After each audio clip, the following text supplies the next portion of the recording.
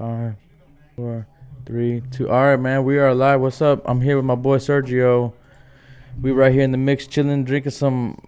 What is this shit called? 18. Texas 1835. Come and take it. Peach whiskey. It's fucking good, man. Yeah, we should. Thought we had the bottle here, but Yeah, it's good. Here's a plug for 1835 peach whiskey. yeah, It's pretty that fucking good. specs, ladies and gentlemen. Won't regret your purchase. Mm-hmm. Not trying to advertise, but No. you know, Maybe one day they'll representing. pay us to advertise it and it's right? like that. You never know. Yeah, we're right here watching the UFC fight right now. Robbie Lawler versus Neil Magny. We're about 2 minutes in, but we're going to get into some shit that we have to kind of talk about that's kind of hard to ignore. Shit that's going on in sports and in, the news. It's kind of mainstream right now. The players protesting and walking off the fields and the courts and stuff like that. And, I think that we should keep sports, keep politics out of sports, rather. And, I'm not saying I agree nor disagree with anybody's personal views. And this is, obviously the United States of America. But whenever we bring it in sports and stuff like that, it's kind of forcing it on everybody, don't you think? Because not every single player has to have the same views. And I think to add to that, I think a lot of players don't have the same views, but they're forced to actually just either keep their mouth shut or comply, or else they'll face public scrutiny. Right. So if most of the team is going to protest, so if you're that one player that just doesn't agree with it, right? What are you going to do? Go out there and play by yourself? Yeah. So, I mean, that's a good point. There's a lot of things behind the scenes that we just don't know what's going on. Yeah. And I believe that. I really don't believe that every single player in the MLB or NBA or the NFL agree with injecting politics in sports. I mean, I remember I'm an 90s kid, so I remember back in the days, when at a time when sports, you're talking about the Scottie Pippen, Michael Jordan days, yeah, Dan Marino days, right, where all the players talked about was sports. They ain't talk about politics. They just talked about sports. They talked about what they do best, sports. Right. Nowadays, it's more than that. And a lot of them try to be, I'm going to say, social justice heroes in order just to get better public reception. It's almost like as if social media has taken control of everything, Just think about it. I mean, every news feed that we get or that our youth get is through social media. Right, yeah.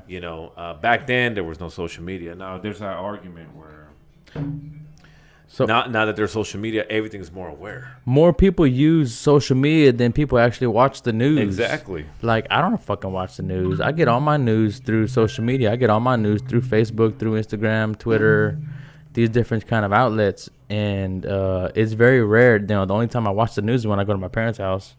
They have it on. Yeah, they have. My dad has it on Fox News all the time. But yeah, dude, because I just feel like it's so forced, and it's a team. I feel like everybody should have their own input, and I'm for people voicing their opinions as far as that is our American right. Right, they have the right to voice their opinions. There's nothing wrong with that. Whether it be in an interview, I didn't even so much have a problem with the kneeling on the field, but when everybody just walks out and don't even play, I just think that's taking it completely to the extreme. Yeah. Where, most people, unless you're fucking living under a rock, you're aware of what's going on, and it's all over the news. The shit that's not over the news, it's stuff that they don't want you to know. It's stuff that they don't want you to know, and shit that they should actually be talking about, such as the child sexual ring that Hollywood has, #SaveOurChildren. That's the shit that they don't want you to see. You know what I mean? But staying on topic, the Astros, who I'm a big fan of, disappointed obviously. Actually. Put yourself in your typical hardworking American, and it could. I don't care about race. You could be Caucasian, you could be Hispanic, you could be black. Right. You work 10 hours a day. Right. You're tired. You go home, take a shower. Go home to your family, and Correct. you take off your shoes. Get in your comfy pajamas, and you want to watch. You want to watch the Astros. You want to watch the Rockets play, right? So Yeah. You pay your So taxes. you first of all, you even pay to watch, your favorite team. Cable. Or a subscription. For them to do that, I was very disappointed. Like really, like the whole. I thought that the whole point of watching our favorite sports. I thought the whole point of watching TV and movies was to escape from the political world that we're living in right now. Is to escape from reality. That's the whole point. It's something that we share. I believe that sports and entertainment and games and movies and TV should unite. It used to be that way, where it used to unite people of different backgrounds, no matter what political views you have. But now, I just believe they're just trying to force this upon you. And I get it. It's for a good cause. People are dying. Anyone that dies is just any life that's taken is just bad. Mm-hmm. It ain't pretty at all. Right. But whenever it's targeted for a specific color, it's like the whole country panics and the media blows out of proportion. But, I'm just going to flat out say whenever it's someone of Hispanic descent or even Caucasian, it's not a big deal because they're not a specific race. And I don't think that's right. And I think most of the country, sees it the same way. I think any life is just bad. I thought that we moved past this, but apparently it's still a big deal. Apparently we're not getting along, and it's bad, and it's just creating division. I believe it just divides the people more and more. And a lot of people, the ratings are low. There's no doubt about that, and I just don't believe that politics should be involved with sports at all, at any degree. I saw this one post that one of my, I'm not going to say friends, but I'm going to say somebody I follow, they posted on their caption, "Abolish the police." Oh yeah, that's a growing trend. Dude, defund the police. It's no. It's real, guys. It's real. And the sad thing is that a lot of people agree with that. A lot of people believe in that, but yet they don't see what's going on on these. I'm not trying to get political here, but you guys could do your own research. If you don't want to take it from me, but these Democrat-run cities, their crime rates are higher than ever. They're capitalizing on the moment to vandalize, to loot, to steal, to do break-ins. There's a lot of gang shootouts. It's like, I'm gonna say Chicago, for example. You hear people dying every day. You hear black on black crime almost every day. But yet the media doesn't make a big deal of that.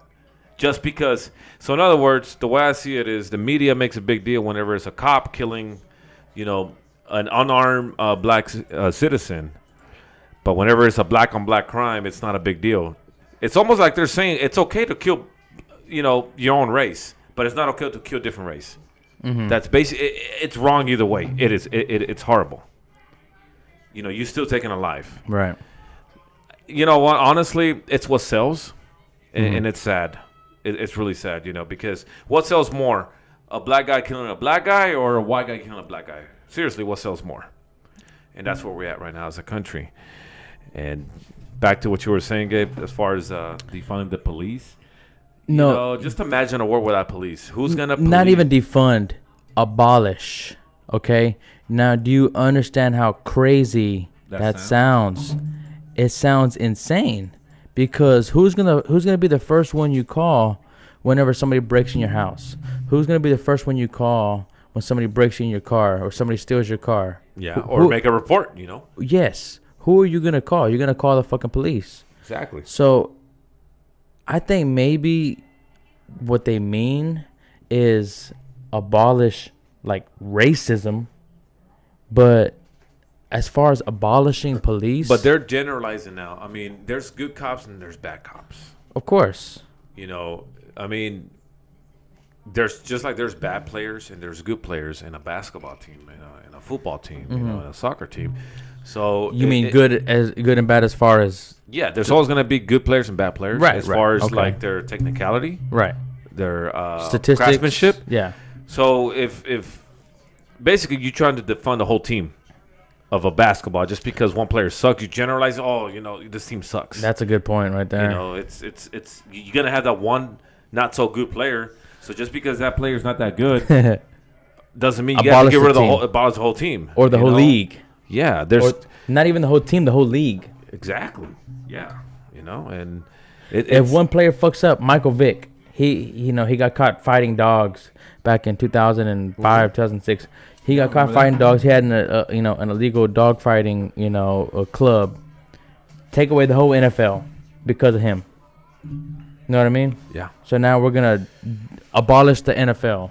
No, it's take away the NFL because of one fucking player. It's insane. Whenever let's backtrack here a couple of maybe been 4 years back to Colin Kaepernick that basically started this whole thing. I think deep down he meant well. Right. He tried to be, in my opinion, a modern Muhammad Ali. Now, the only difference is Muhammad Ali protested outside the ring. He didn't protest in the ring where he gets paid. That's the difference. Muhammad Ali was an activist. He went out there and marched. He made a difference, and I view Muhammad Ali as an American hero. Me too, because he's a definition of alongside MLK. He's an American hero, and he because he didn't go fight in the war that he did not believe in. It was not part of his religion. Exactly, it was against what his he changed his beliefs. name, by the way. Yeah. So, and you had to respect that, but I think that what Kaepernick meant well. I mean, there's two arguments there. We all know this. You have the one side saying that it's against police brutality against African Americans. The other side is a disrespect to our veterans and the flag and American values. I think he meant well, but I do believe that he should have done it outside of the field. I mean, if I was in his position, I could see why he did it. The cameras are looking at you. Yeah, the cameras are looking. It's Sunday, Monday Night Football. You're going to get people to talk about it. You're going to get attention. We're talking about it. But little did he know it was going to divide people.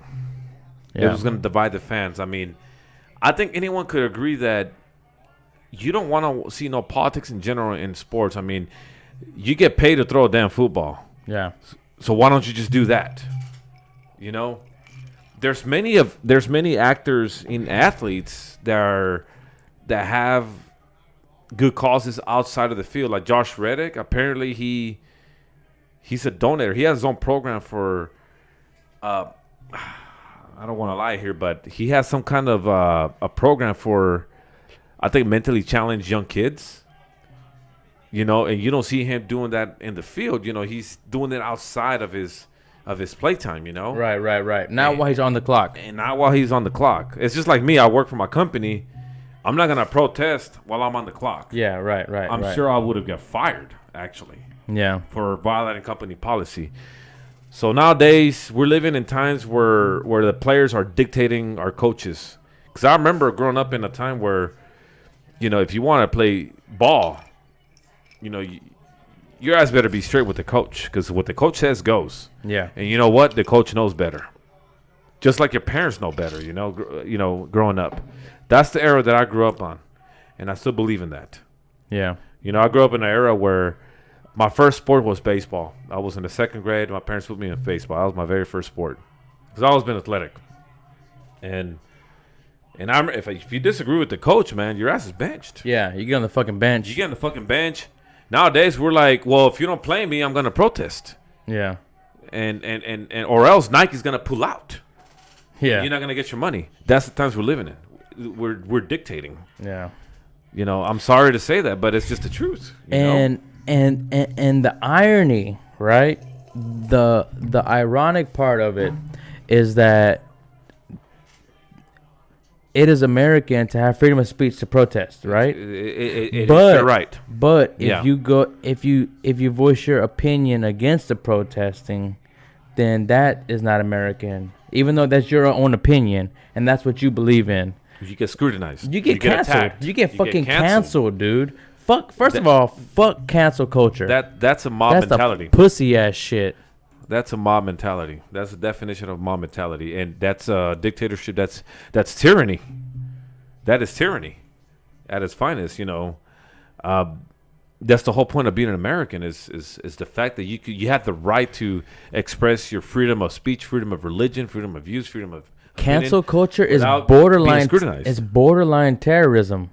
It really is. I mean, it's borderline domestic terrorism because it's borderline domestic terrorism because you're driving people to you're canceling them. You're getting them fired. You're taking away their livelihood, their opinion, just their because voice. you don't agree. Because you don't agree, and you're driving people to commit suicide and just go into depression, making them feel guilty. Right? Exactly. It's insane, man. Fucking cancel culture, man. I hate cancel culture. Like what happened with Goya. Did you hear about that? I haven't looked into that. I don't know. Basically, and this has been maybe a few months, at least a couple of months. I think the CEO of Goya had I'm gonna say like a public press conference with Donald Trump and I believe it was at the White House. Right, he endorsed Donald Trump. All he said, the man didn't. All he said is, God bless Donald Trump, and that's all. Basically, that's all we said. And I don't want to quote him, but that's basically what he said. And the whole point of the meet is to figure out a way on how to help Hispanic communities. That was the whole purpose of the whole meet conference with Donald Trump. So as soon as that happened, everybody's going on social media. I'm canceling Goya. I'm boycotting them. He said, "God bless Trump," like God bless a racist. But I'm like, are you serious? So you telling me that you're gonna boycott Goya? So this is my response to people. Then your ass better get that cheap ass fucking Walmart brand.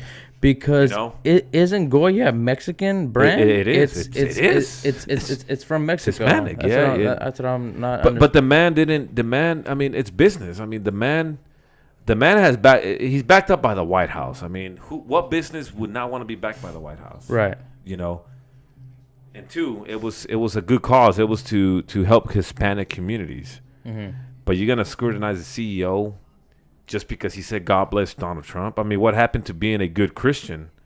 I'm not a religious person, but I mean, didn't Jesus? Not trying to get religious here, but didn't Jesus say, love one another, love thy enemy? Didn't he say, if you only love the ones that love you and not the ones that hate you, what's the reward in that? Yeah. What happened to that? Wow. I mean, it's I don't know. It's just the crazy times we're living in, people. No, it's good points. If you're watching now, you can weigh in the comments.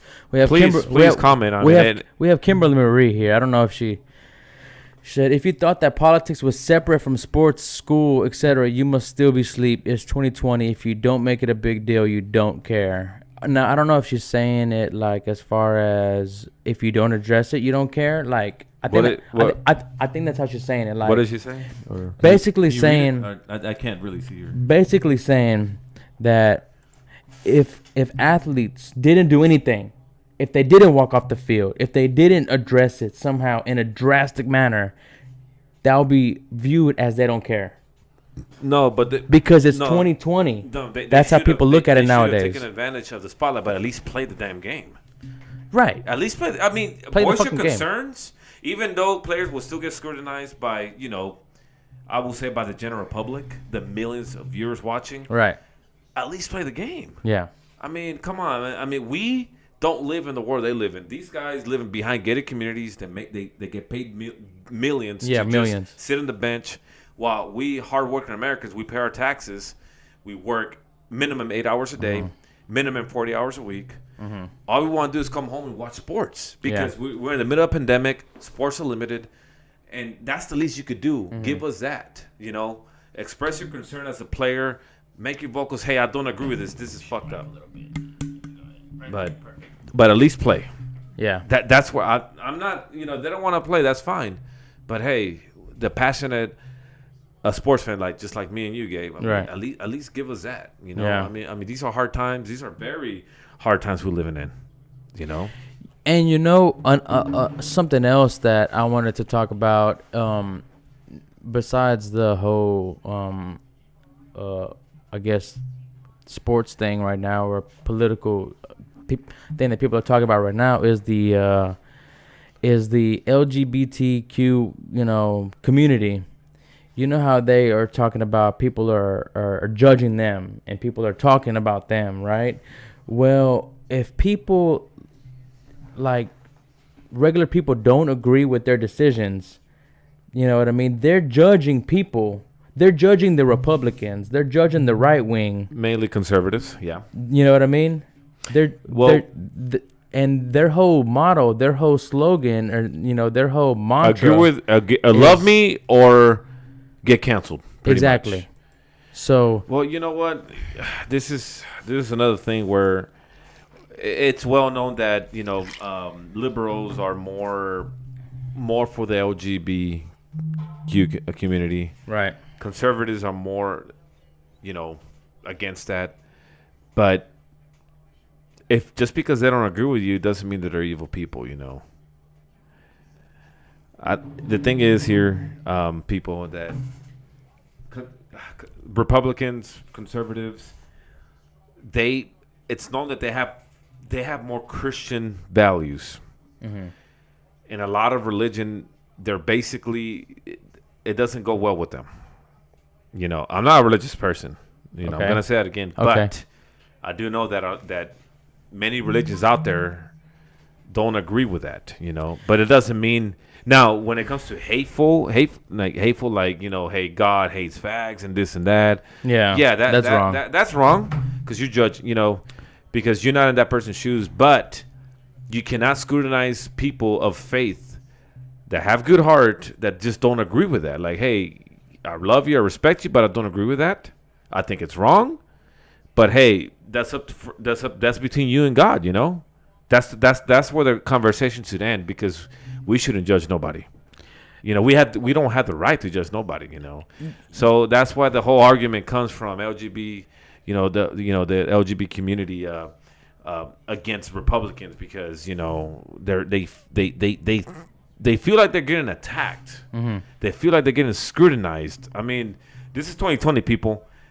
I don't think we live in those times no more. The times are changing. They're becoming more accepted.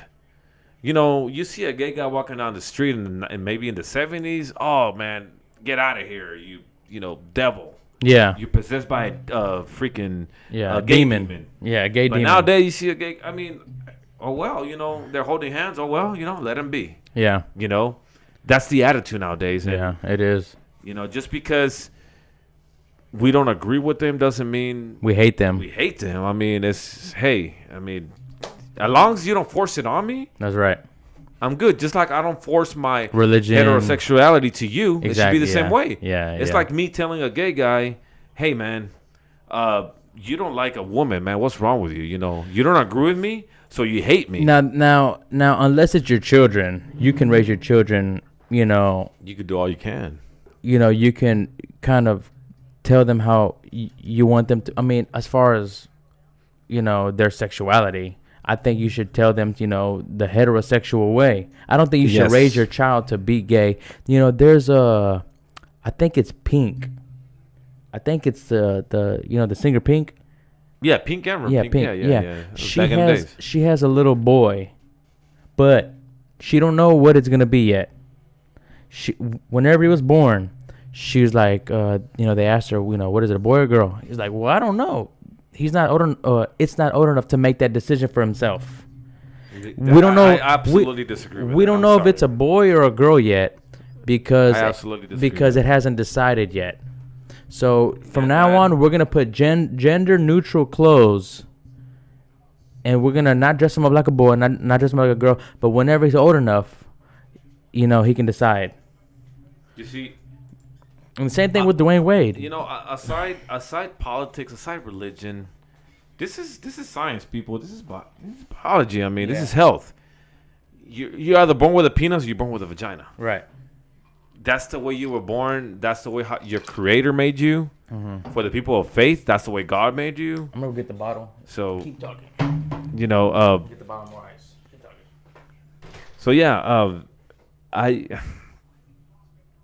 you were born this way. You were born this way. You know what? I was born black hair. I was born, light skin. You know what? I wish I was born maybe a little bit darker, a little bit tanner.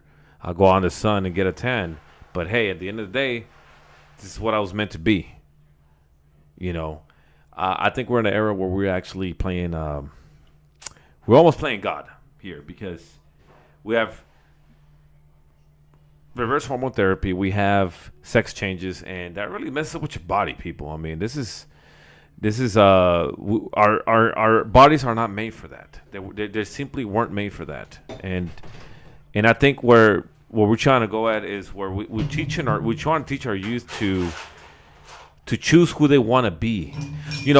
Growing up, it's normal to teach your kids, what do you want to be when you grow up? You want to be an astronaut? You want to be a firefighter? You want to be a cop? You want to be a Navy SEAL? I'm proud of you, whatever you do. But when it comes to gender picking, it's either one or the other, guys. I mean, I personally don't agree with that. Me as a parent, as a future parent, would do my best to raise my kids to be as happy as it can be in this life, because that's all that matters to me personally. And let me weigh in. Dwayne Wade has a 12-year-old biological son, and recently, about maybe 6 months ago or so, the son came out and told his dad, I don't feel like I am a son, a boy rather. I'd rather be a girl. And then Dwayne Wade just totally embraced him, did not hesitate, which I know it's your child. You should love your child no matter what. But, Dwayne Wade was raised old school. You don't just let your son up and one day decide to be a girl. And then it's the same thing Lil Boosie was saying. What if he fucking cuts his dick off before he's even, I don't even know if it's legal or if they have to do it or if they can do it before they're 18. But what if they decide to fucking cut off their fucking dick and then later on when they're 18, 19 say, oh shit, now I'm not a fucking man anymore. I have no fucking balls. I'm stuck. That was just a phase. It's something that I got confused on. It's something that I thought was the right thing at the time.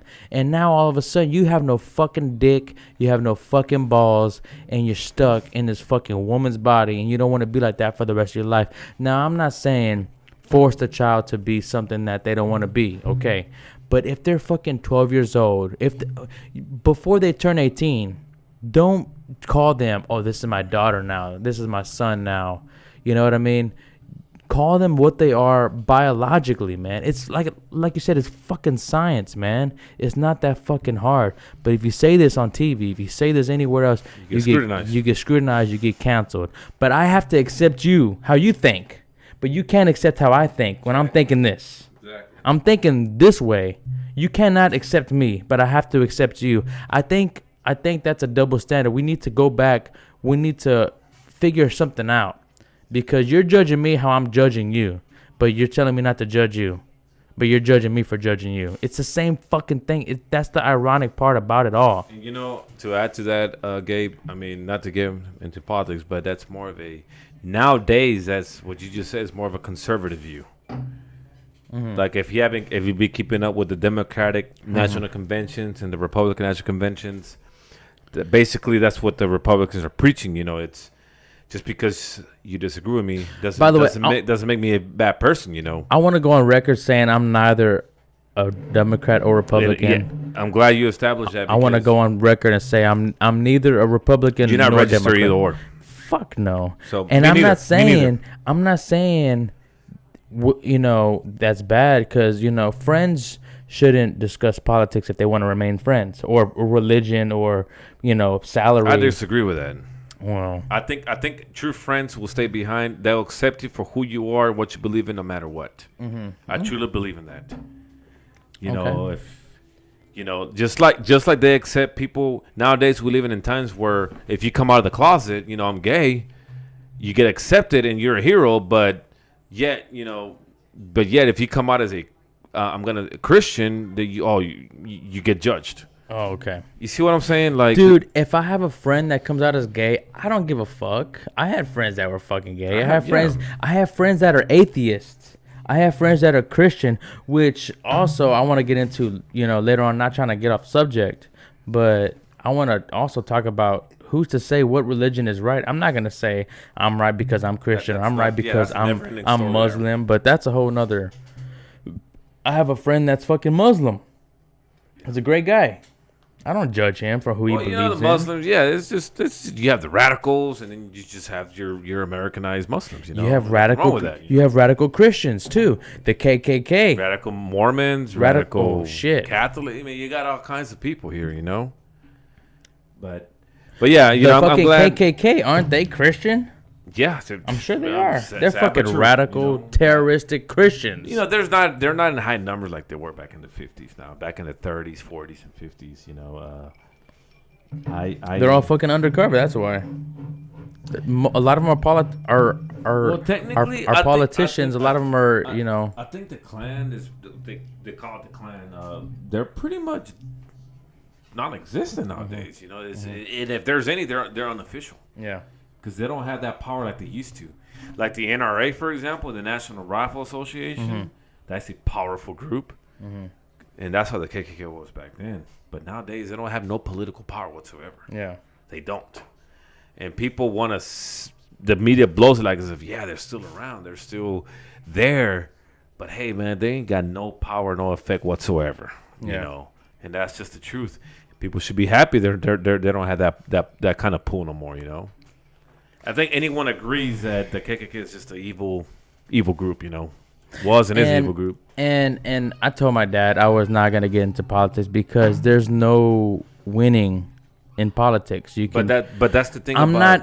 We're not gonna win nobody over. You know what I mean? No, people are gonna believe what they want to believe. People are gonna believe what they want to. But I feel like right now it's so relevant that what else are you gonna? Well, you're forced to talk what's about right or to see it. Even if you don't want to talk about it, whenever you log into Facebook, whenever you log into Instagram, whenever you log into any kind of social media, you're going to be seeing somebody's, political point of view. And I'm saying this because now the Black Lives Matter is a political movement. It got politicized. And that's the only reason it'll take off. And I was 100% behind Black Lives Matter whenever it stood for the message Black Lives Matter. But it became political. Yeah, dude. And now I don't even know if there's any way of going back. Now it's kind of like the Black Panthers. You know what? The difference is here that I think some people in the Black Lives Matter movement, they mean well. I mean, you put yourself in their shoes like, hey, man, my people's getting killed by cops. This is systemic racism. We need, we need some kind of reform. We need some kind of change. But the difference here is this. You have to have the logo right here facing towards you. All right. There we go. That's Gabe, ladies and gentlemen. You got a brand new PC tower, and he wants to make sure this is perfect. Which dude. Amen to that, Yeah. But the difference is here is if you look back in this, we got a comment. Go ahead, finish, and I'll read your comment. If you look back in the 60s, Gabe, we know Martin Luther King was here, right? Who was leading the civil rights movement? It was Martin Luther King, one man. Right. Which is a reverend, by the way. And nowadays, who's leading this movement? Who's leading the Black Lives Matter movement? It's the media. The media. It's the media. Who is leading them? So, I mean, if you want to get technical here, is basically, a blind man can't lead a group. They don't have no leadership. In my opinion, what's leading them is the media, along with, these athletes, these sports. The NBA, the NFL, that's who's leading them. That's the main difference here. You got to have a leader in something. You got to have a true leader that means well. Yeah. That has no political agenda behind them. Because Martin Luther King had no political agenda. He just wanted what's right. What was right was right. What was wrong was wrong. And not only did Martin Luther King did it for the black community, He did it for all kinds of races, for minorities. Right. It was minorities in general, not just black people. He never said us, the black people. He said we, the people. Yeah. It includes the minorities. Right. It includes us. It includes, the Asian people. It includes Hispanic, and that's the difference. That's the difference here. We got a comment that says, "What's up, Gabe? What about BLM belt loops matter? Don't Belt sag loops? because sagging is fagging." What the fuck? That's a new one. He's laughing. He's just joking. I see. Yeah. Tony said, "Love that belt loops matter." BLM belt loops matter because sagging is fagging. That's what it's BLM. The belt loops. belt loops matter. That's a good one. But anyways, we're not poking fun at the Black Lives Matter. We're not at all. Because, like I said, I have so many friends on both sides. That's why I don't want to get political on this fucking podcast, man. But it's just so relevant that what else are we gonna fucking talk about, dude? But you know what? I have tons of. When it comes to political, like you said, I mean, I see it like this: what's right is right, and what's wrong is wrong. Mm-hmm. What's wrong is, black people are dying. There's no doubt about it. There's videos everywhere, right? Right. But I think that what I don't agree with, in other words, is how the media just blows out of proportion to a certain group while other races are being killed by cops as well. And you could look at the data, people. It's on the federal. It's on the FBI website. They're not making a big deal out of that. A Hispanic could get shot by a cop and it just won't get any news. It won't get any trend. That's the power of social media, Gabe. That's what it is. Social media. Power of social media, and once it reaches social media, it reaches a news network. Once it reaches a news network, it reaches the sports, and once it reaches the sports networks, then they start protesting. Yeah, that's just how it is. Kevin, yeah. We know you're joking, Kevin. By the way, Kevin Gary. Shout out to Kevin Gary, my old journeyman. What's up, Kevin? Hope you're doing well. Hope your kids are doing well. By the way, ladies and gentlemen, I hope you guys have open-minded to dark humor. I mean, come on. Oh, dude, you guys don't watch South Park? Yeah, come on. Exactly, dude. See, come on, dude, it's dark humor, people. See, the thing is, we don't mean it. It's just meant to be offensive, but it's meant to be funny. Yeah. Because it's poking fun at what's going on nowadays, we gotta have some kind of comedic relief, Mm-hmm. People need to pipe up, Everybody's fucking pussy nowadays. Like how what did he say, Clint Eastwood? Oh yeah, he said it back in 2016. Everybody is fucking pussy nowadays. He straight up said it, to the Hollywood Reporter. This country's full of pussies. Mm-hmm.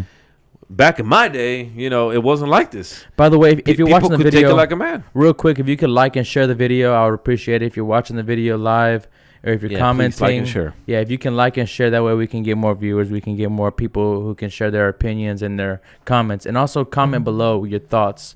Right here in this little box right here. Boop boop. Yeah, just leave a comment and share and like the video. That way we can give you more content, more things to talk about. But anyways, man. Final thoughts on this topic, because we've been ranting on this for about 40 minutes. Still too soon. It flew by. I mean, we could talk about it all fucking night. We could talk about it all fucking night, but yeah, we could talk about increments, yeah. But I encourage the viewers to please chime in here. Please comment if you if you disagree. I prefer to the people that disagree to comment, because if we just agree with each other, we won't grow. Right. Versus if we just interact with people that just disagree with us, I think we have a bigger opportunity to grow, and to me that's part of the American way. The fact that we disagree with each other, but we could learn from each other. That's well said. Because by the way, there's a famous quote from Albert Einstein. The minds that think alike, are great. Great minds think alike, but the minds that think differently are the ones that separate itself. Yeah, and that's exactly how I see it here. So people, if you disagree with us, please chime in. Express Yeah. your opinion. I mean, without being hateful. Just have an open mind. We have an open mind here. We'll be happy to discuss our disagreements. Yeah. We'll be happy to discuss our 2 cents. And like I said earlier, I'm not sure if you want to go on the record, but I'm going on the record. I'm saying I'm neither for either party. I think it's crazy how we have only two major parties. Because what if you agree with some that one say and you agree with some that the other say, as far as Democrats and Republicans? And the Democrats changed drastically in the past 10 the Democrats, years, they man. can't agree with each other. They attack each other. That's the difference. I mean, that's just the truth. I mean, the Republicans, for the most part, they agree with each other. But like to add to what Gabe said here is, I don't lean either. I'm not a registered Republican. I'm not a registered Democrat. But if anything, I'm more. I want to say I'm more libertarian. I'm more by the book. I'm all for the Constitution. I'm all for our rights. I'm all for our God-given rights, and I'm just all about what's right is right and what's wrong is wrong. There's a lot of things I disagree from the Republicans. There's a lot of things I disagree with the Democrats. I'm more of I'm gonna say purple. Purple. Okay, You that's know, good. so- yeah. Not blue, not red. Not blue, not red, but I will say though that politicians are trained to be beautiful liars. That's basically what they do. And I personally don't trust politicians. Yeah. And but what we were talking about last time is we should separate, church and state. That's in our Constitution. That's engraved in our Constitution, by the way. This is, the United States of America, which is primarily Christian. Would you say that? Primarily Christian. Well, basically, it's inspired by that, but our founding fathers, which I don't even want to get into this topic, people people discredit them because they were apparently, by today's standards, they're evil, white, racist, slave-owning men that wrote the Constitution. But yet, these same racist, white, slave-owning men are the ones that granted you your freedom. Because of them, you had the right to speak your mind without being scrutinized, without being jailed. That's the times we're living in. I'm Hispanic. I was born and raised here in Houston, and I don't hate these people. If anything, I'm glad. I don't think people realize how many people in the history of this nation died for the Constitution, died for the freedoms. Martin Luther King died for our civil rights, and because of these people, along with our our framers of the Constitution, we have freedom. We're here. We're not jailed. We have the right to speak our minds. I mean, goddamn. We have people protesting, We have people vandalizing, and they're not even facing jail time. What more do you want? That's my 2 cents on that. One of the stories that that baffled me was, have you heard of Ron Paul? Yeah, Well- everybody, yeah. Well, I think I know where you're gonna talk about here. Rand Paul. Rand Paul, yeah. His son, I think he's the senator. Might be Pennsylvania. I'm not actually sure. I could pull it Rand up. Paul's actually not a bad guy. Rand really Paul. not. Rand Paul. Yeah, Rand Paul. Rand Paul. He actually was trying to convict the officers that killed Breonna Taylor, right? Yeah. He was trying to convict the officers that killed Breonna Taylor. Rest in peace, Breonna Taylor. And he still got harassed and threatened By the mob. on the streets By the mob. because he's Republican. Yeah, that's just it. I just don't understand.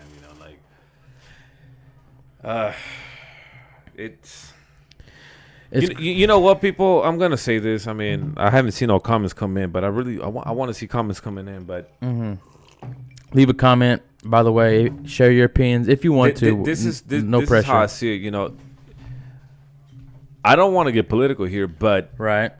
I believe It's too late for that. We're getting political. I truly believe that the Democrats, they want to control you. And let me tell you how they're trying to do that. They have a political agenda. And let me tell you how they plan to do that.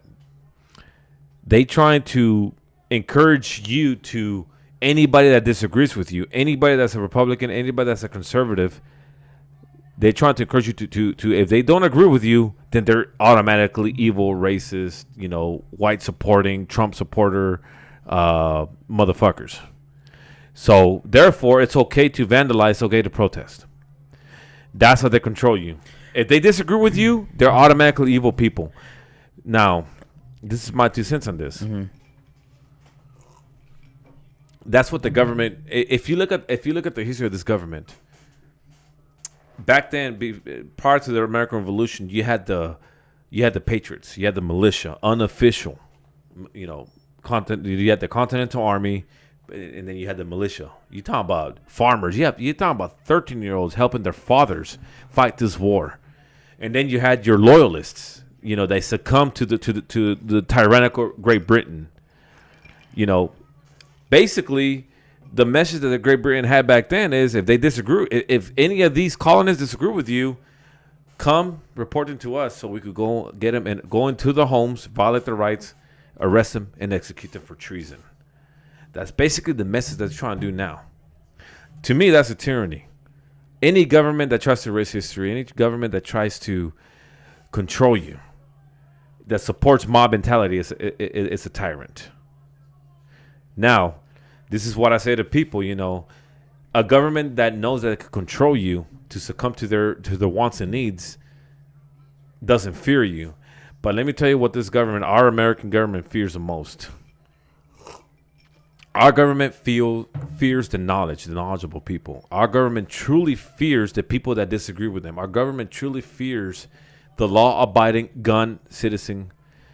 law-abiding citizens of this country, because there's more law-abiding citizens that own firearms than our military alone. That's who the government actually fears, because it's on our Constitution that we have the right to assemble. So if every single gun owner in this country had it, and if you try to disarm these people, they're going to get together and form their own militia against a tyrannical government in their eyes. And that's engraved in our Constitution. And that's what the government is afraid of, because they know that they can't control these people. And that's my 2 cents on that. If you think about it, that I'm seeing it now on TV. I'm seeing it now in the media. How many gun owners have come out in the media? You rarely hear about them. These people don't want to be heard. These people don't want to be in the public eye. But the day you decide to disarm the citizens, but yet leave the criminals armed, that's the day you're going to start a civil war in this country. And I fear that one day we're going to reach that point. I really do. So back to the, I'm going a little historic here, but go ahead. Back in the American Revolution, those times were actually lived at a different time. And it came to the point where you had these colonists flying flags like the one I'm wearing. Don't tread on me. Don't tread on my rights, our God-given rights, basic human rights. They also had the flag, join or die. It came to that point. Join or die? Join or die. Back in the, look it up, people. It's history. Okay, join or die. We got a comment just came in from Lorenzo Perez. What's up, Lorenzo? Shout out, Lorenzo. Democrat and Republican are just playing a game on American citizens to make it seem like they are doing their jobs. I could agree with that to some extent. What about you, Gabe? Democrat and Republican are just playing a game on American citizens to make it seem like they are doing their jobs. You see. That's a good one. That's a good point, because that's a thinker right there. What's up, Lorenzo? If you think about it, so I'm adding to that comment. Let's look at Obama, the Obama administration. We had 8 years of him. Mm-hmm. So I'm gonna ask him, and anybody, like, what did Obama accomplish? What did he accomplish that he said he was gonna do, versus Donald Trump, our current president? What did he accomplish that he said he was gonna do? Basically, a politician makes empty promises. And I think people forget the fact that Donald Trump is not he's not a politician. Right. He's not a politician, people. He is not meant to cater to your feelings. But a lot of stuff that Donald Trump said he was going to do, he's actually done and is doing. I don't care what it is. Don't call me a Trump supporter. Don't quote me on that. But a lot of things he's been saying he's going to do, the man's done it. Did you hear about Alice Johnson? Junior high? There was this woman named Alice Johnson. She did 25 years off of a drug charge. Her first offense, black woman, African American. Her first Heard about offense, she trafficked drugs. She picked up drugs from one place, delivered them to another place. Yeah. She did like she got life Life. plus 20 years or plus 25 years. And what did Donald Trump do? Pardon. Exactly. He pardoned her. But yet Obama didn't pardon anybody of color. He didn't pardon nobody. No, hell no. You know. You know what? I'm somebody that Gabe, me personally, I'm somebody that when it comes to our elected leaders in this country, I'm somebody that AJJH Travis said Alice Johnson Junior High. AJJ, what's up? Travis, shout out Travis, my boy T Money. I'm somebody that as far as our elected leaders go, I'm somebody that you want to judge our leaders based on their actions, not on their words, you know. Yeah. And that's true, man. So many make if you think about it, promises. What has right? like just think about it. This goes for anybody. Trump's said many things. Mm-hmm. He's promised many things. The man has done a lot of things he actually said he was going to do. So whenever he started building the wall, for example, part of it, people were losing their minds, and I'm like, are you surprised? The man said he was going to do it during his during his campaign in 2016. Correct. So why are you losing your mind over it? The man said he was going to do it. Versus Obama, I mean, how many things he said he was going to do, but he didn't do? Why? I mean, I'm not an Obama hater. Why did people start hating Trump? Because the media. Is it because of the media, wall? Because Is it because of the wall? That's part of it. You know, the no, wall. but like, what did because it's the media, man. You It's know, Donald Trump. he used to be Republican. Oh, he used to be Democrat. Yeah, until he switched parties, and according to Trump, he saw the evil ways, the unchristian, ungodly evil ways of the Democrats. Okay. Now, this is coming from somebody that very powerful man. He been on both most of his life. He was a Democrat.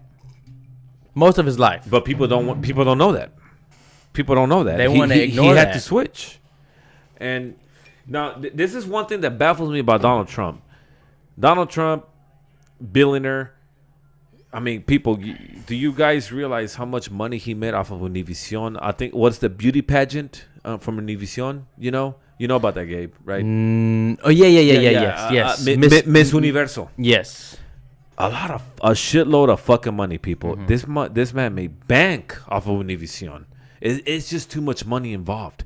He understood that within the Hispanic community, there's just a shitload of money to be made. For this man to sacrifice that, to become the president and do the things he said he was going to do, that says a lot. This guy doesn't. He's clearly not driven by money. Clearly, he's not driven by money anymore. You know. That's a good point because he's taken a huge risk, pay cut. A huge pay cut on being president than what he was doing running his hotels and whatnot. Guys, if you watch it, if you could like and comment and share the video too so we can get more viewers, we can get more people talking. And please, people, if you disagree with us or if you agree, please comment. Either way. You're not gonna face no scrutiny. We're gonna acknowledge your comments, and we're just gonna have a open-ended discussion here. Yeah, because I want to get people from all sorts of views. Like you said, we got to see people's point of view. I want to see people why. I want to know why people hate Donald Trump. I want to hear people why they like Donald Trump. Why they like Donald Trump. I want to hear people if they're against or for the Black Lives Matter. We got to have an open mind, dude. We're living in America 2020. You got to have a fucking open mind. We got to exercise our rights. If you want to live in this country now. What you're basically doing is exercising your First Amendment right. This fight's over. That's basically what you're doing, Gabe. You know, we're encouraging people to exercise their First Amendment right, which is freedom of speech. Freedom of speech. Which I totally agree with. Freedom of speech. It's our First Amendment. Yeah, it's our First Amendment. You owe it to yourself. You owe it to the country. You owe it to the founding fathers to voice your opinion. And ask Sergio. This is the last thing I wanted to do. I wanted to get into politics, but it's just so. It's literally almost nothing else to talk about now. Almost nothing else to talk about. Because it doesn't sell. There's I mean, so that's much what shit. that's what sells. It's just politics nowadays sells. So you know what? If anything, we're giving people what they want. They want to hear politics. They really do. All of a sudden, we have these celebrities, we have these athletes that all of a sudden they're political experts. Mm-hmm. But let me tell you what's wrong here. These people that claim they give a shit about you, they live behind the gated communities. These people that call for open borders live behind gated communities with armed security guards.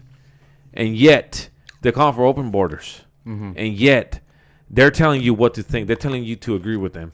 They're using their fame to guide you, to persuade you. Why don't, instead of protesting and not playing the basketball game or not playing the baseball game, play the game, donate their whole paycheck to their political community? Exactly.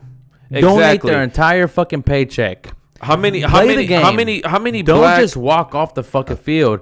Play the game. Don't walk off the court. Play the fucking game. We want to watch you play the game. That's why we love you. How many athletes donated the whole paycheck to bail out a lot of colored incarcerated people? I can name one. I mean, come on. I can name one. And I believe it was Kyrie Irving. I believe so. Don't quote me on that. I want to say Kyrie. I'm somebody that I encourage people to.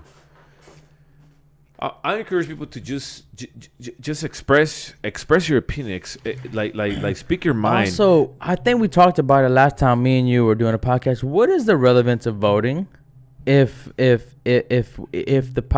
presidential election does not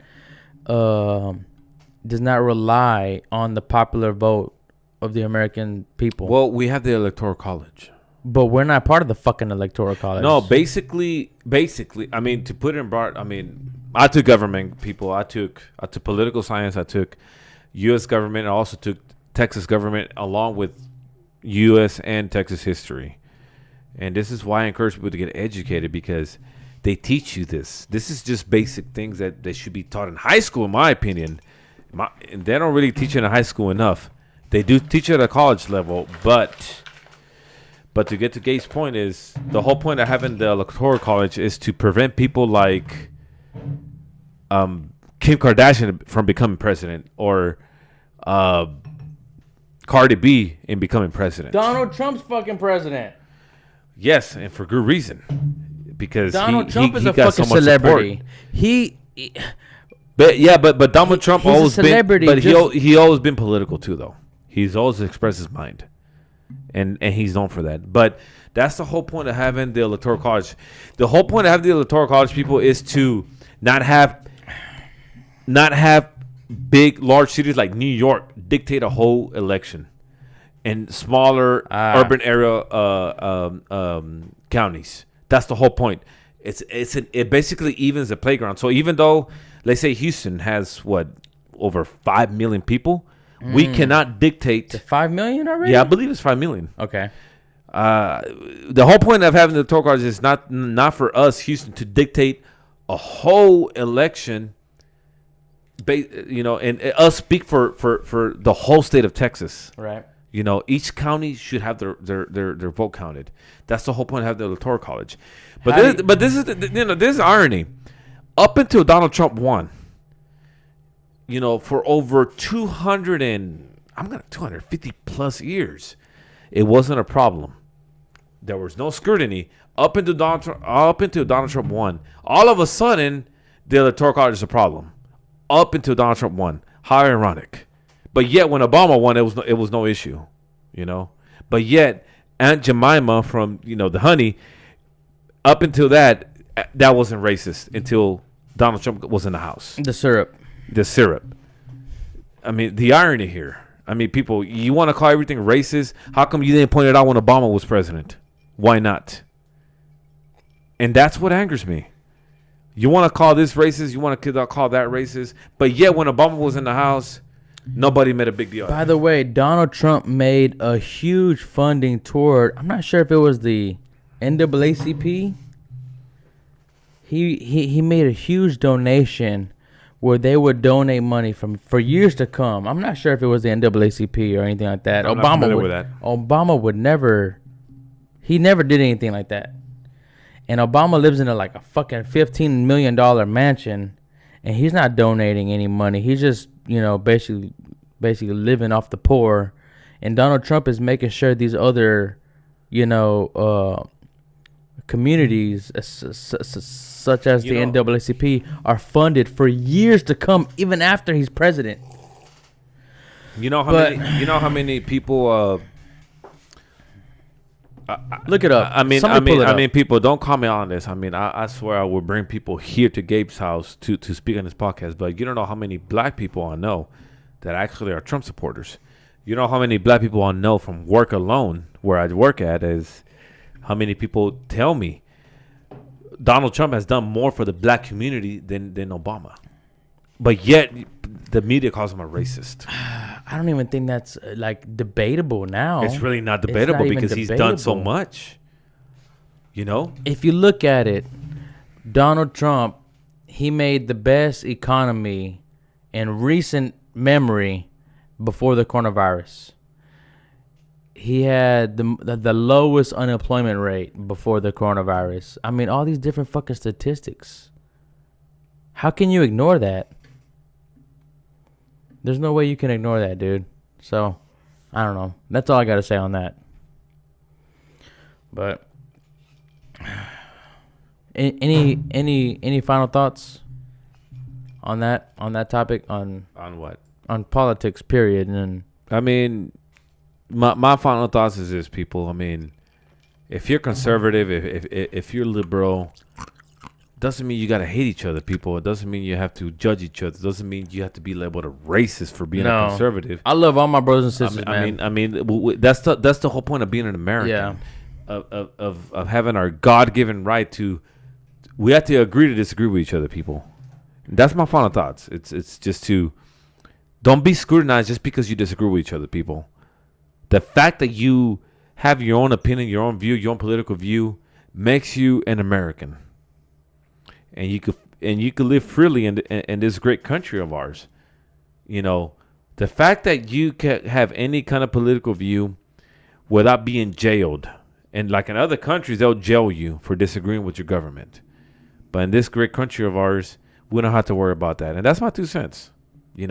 Let's not.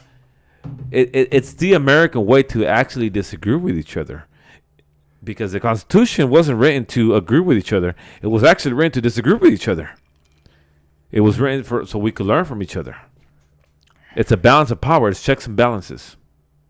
And that's my it's really my final thoughts on when it comes to politics in general. I gotta say, man, that's very fucking well said. A lot of times people... I have liberal friends. I have conservative friends. And guess what? I get along with both of them. Yeah. Yeah. So I have Christian friends. I have Christian friends. Muslim. Muslim. I have atheist friends. Exactly. Guess what? We're still friends. Yeah. Because I see past that. After all, I mean, I judge people by their character. The reason why I don't like talking with people about different political views or different religious views is because they lose interest or they turn on the friendship. You know what I mean? They're not strong enough to hear your point of view. Some people just don't wanna or can't handle the truth. That's just the truth. That's, I mean, yeah. Everyone is entitled to an opinion. I agree and I disagree. People, this is the whiskey that I definitely recommend. Come and take it. Texas 1835 bourbon whiskey. 1835. Come and take it. Is that in the name?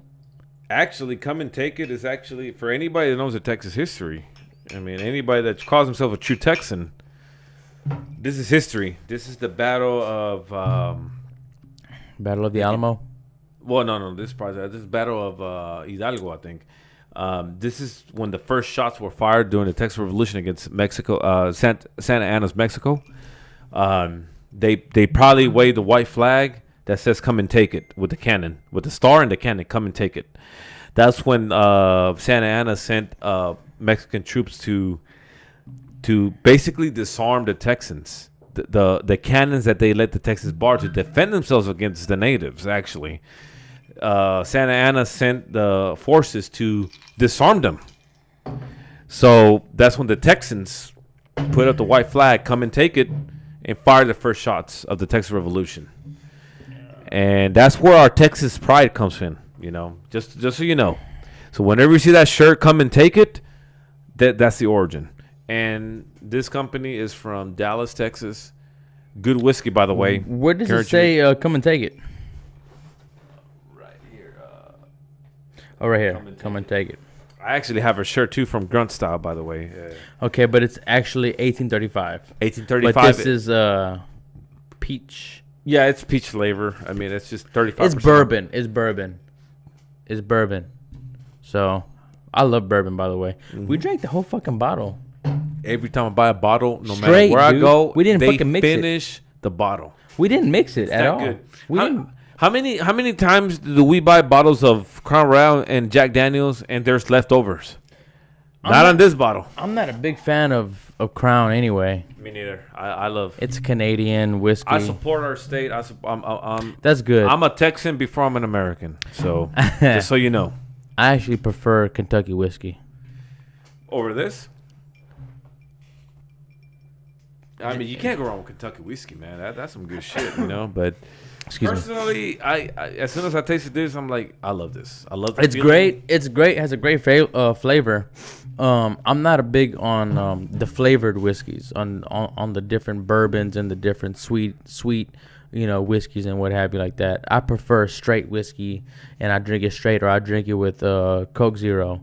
But one thing I do want to bring up too because yesterday we had somebody who was one of the greatest entertainers of our generation, Chadwick Boseman. He died at the age of 43 to colon cancer. So I want to extend my thoughts and my prayers to him.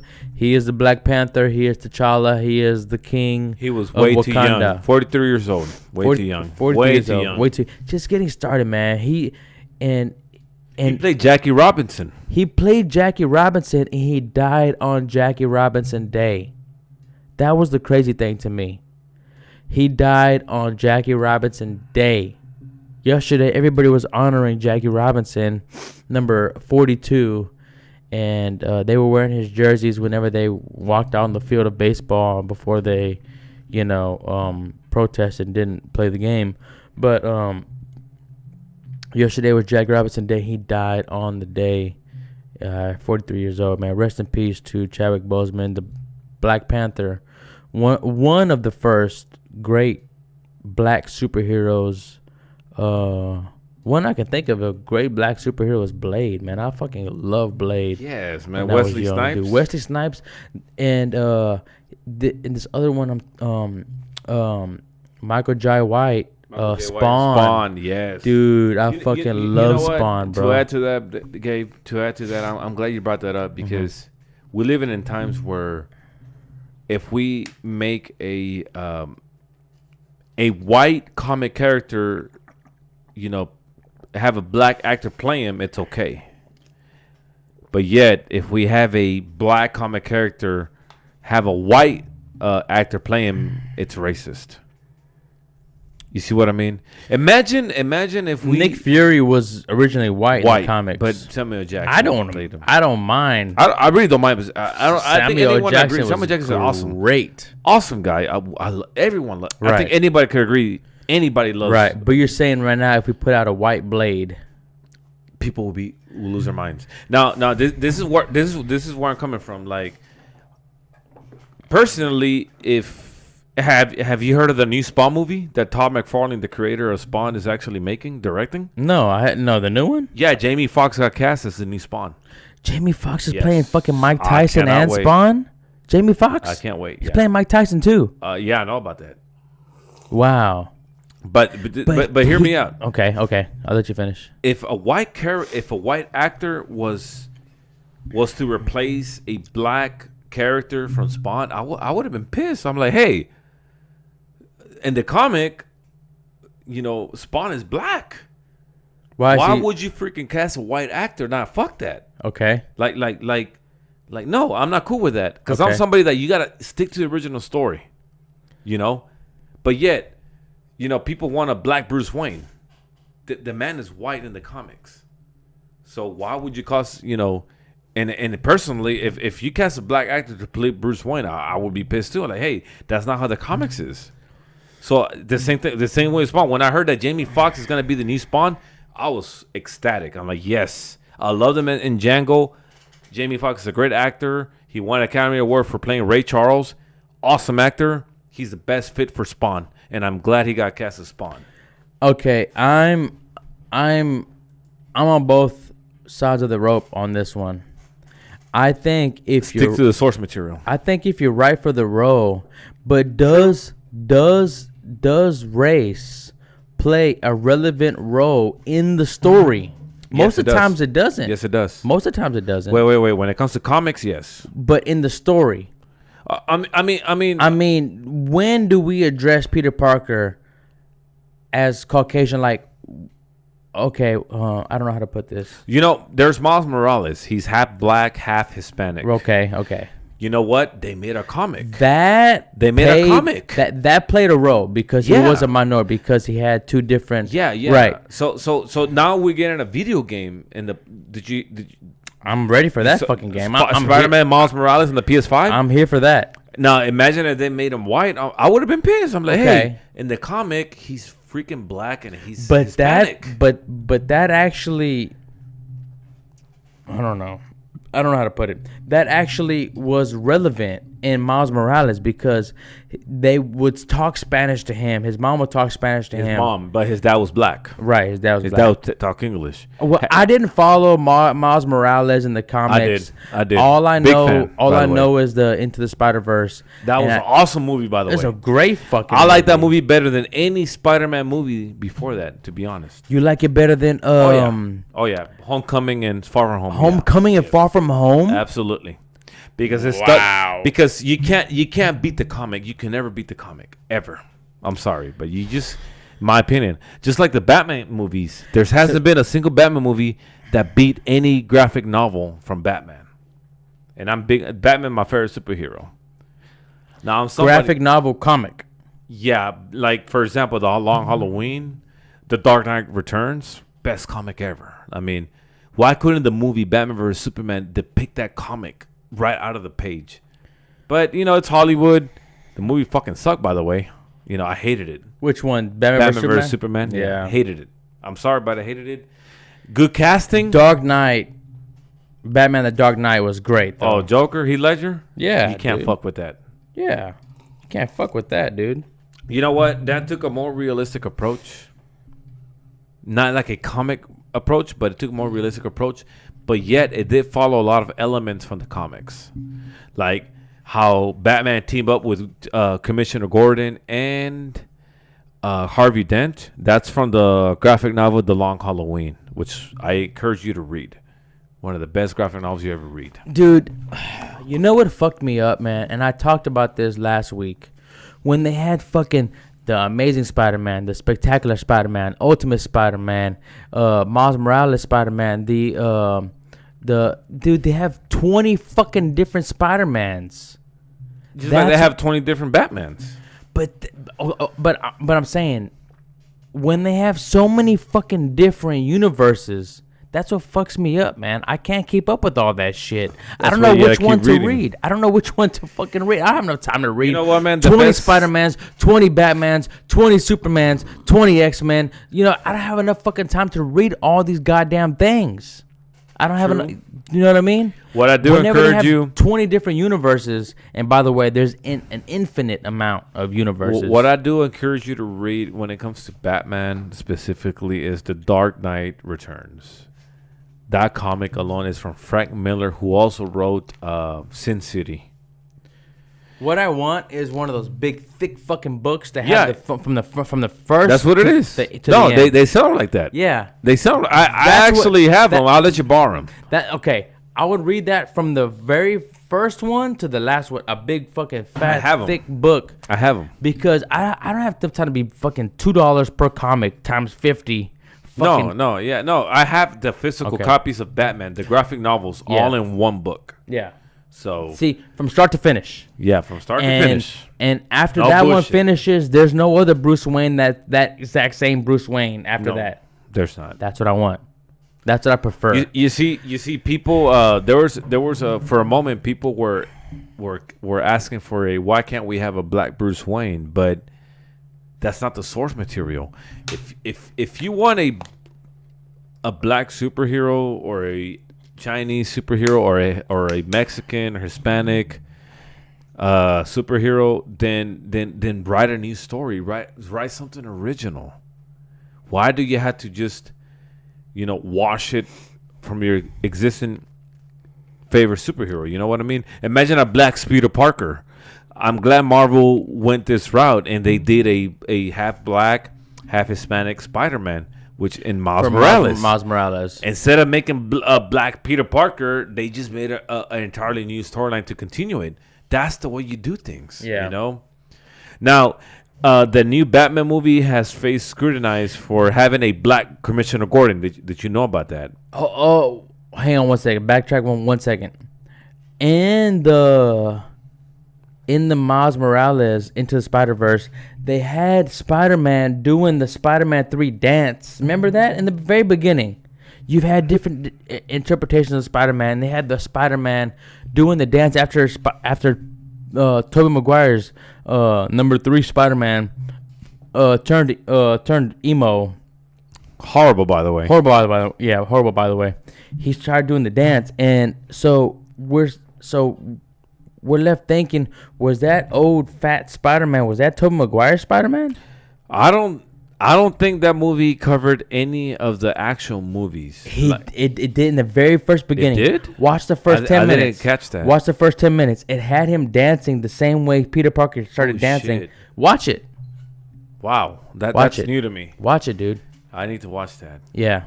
But it played a little clip of him dancing. A little clip of Maybe Peter Parker. like a little throwback. But I'm not sure if that was meant to be Tobey Maguire's the same one in that movie. It was probably trolling it. It's probably trolling it. I think so. I mean, we gotta admit the Spider-Man 3 was horrible. Yeah, it fucking was, dude. But back to what I was saying about did you know how Commissioner Gordon is black in the new Batman movie? Yes, well, I saw the preview with Trailer? you. I saw the trailer. Yeah.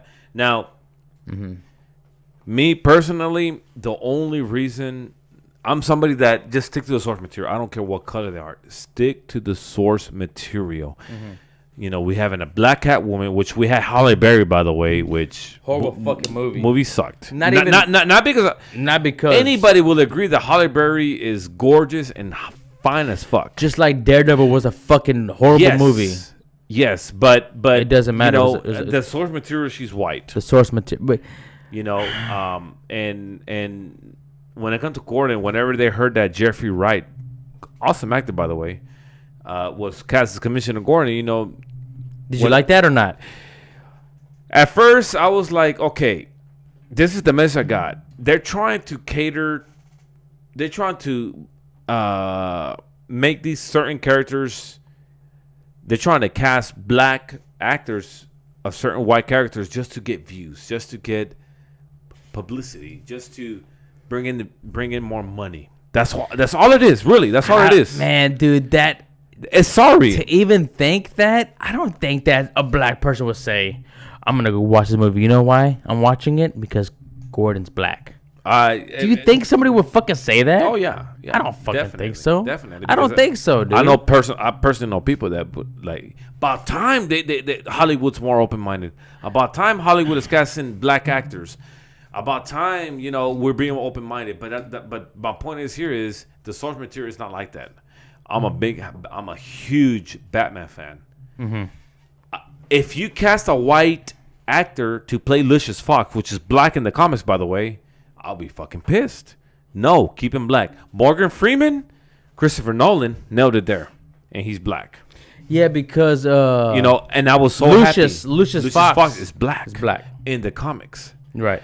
And if you cast a white character, like I said before, if you cast a white actor to play Spawn, I'll be fucking pissed. Fuck the bullshit, Keep it to the source material.